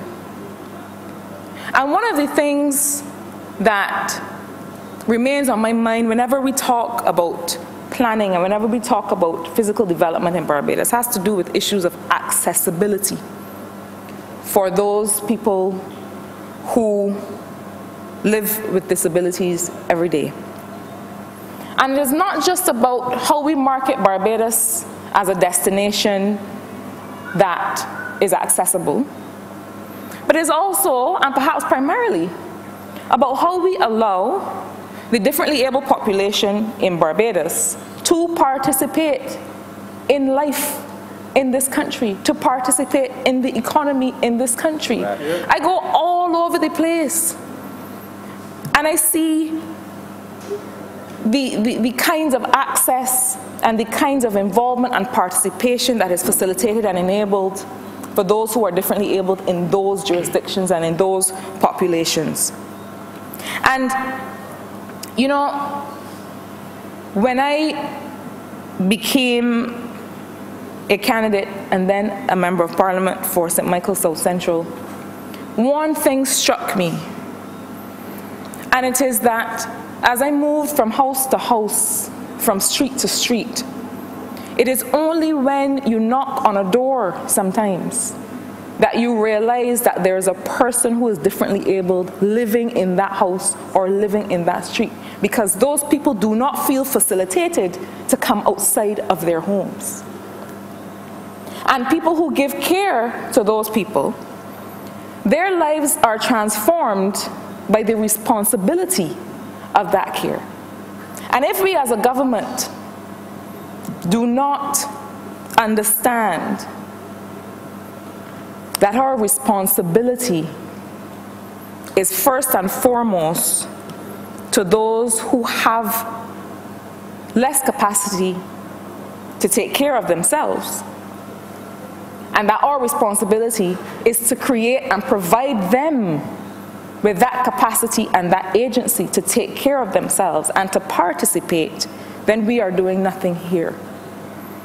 And so the issues of access and other issues of social justice figure greatly and must continue in the legislation that is eventually drafted to figure greatly in this discussion of planning law. And so, Mr. Deputy Speaker, sir, we have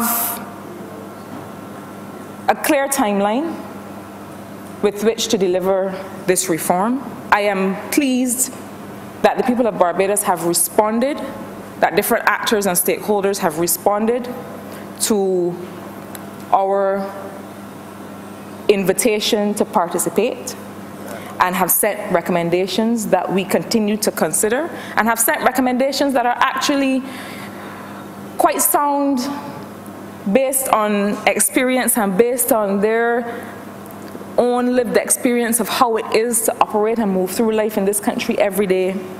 We are happy that people have responded, and we intend to move with alacrity to make sure that these recommendations and what people have expressed as their own frustrations with these processes are reflected in the legislation that is eventually developed. So, with those few words of closing, Mr. Deputy Speaker, sir, I would like to move that this resolution no pass. Thank you. Seconded.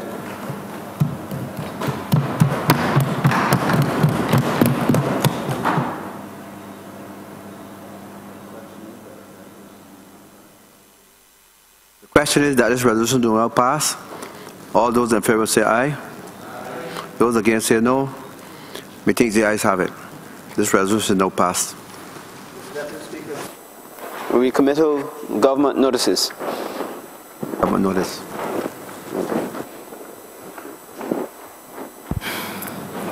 Mr. Deputy Speaker, I beg to give notice of the following. The Materialization of Government Securities Bill 2018, the Treasury Bills and Tax Certificates Amendment Bill 2018, the Savings Bonds Amendment Bill 2018, and the Local Loans Amendment Bill 2018. Recommittal first readings of bills. Mr. Speaker, I beg to move that the Materialization of Government Securities Bill 2018, the Treasury Bills and Tax Certificates Amendment Bill 2018, the Savings Bonds Amendment Bill 2018, and the Local Loans Amendment Bill 2018 be now read a first time. Second, please. Somebody second. Thank you.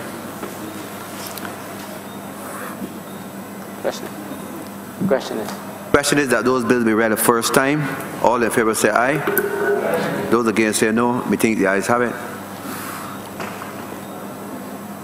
Government business recommitted. Suspension. Mr. Speaker, I beg to move that today's sit-in be suspended until 20 to 9 this evening. Second, please. Second. Question is that this House be suspended until 20 to 9 today. All in favor say aye. Those against say no. Methinks the ayes have it. this House is now suspended until 20 minutes to 9 tonight.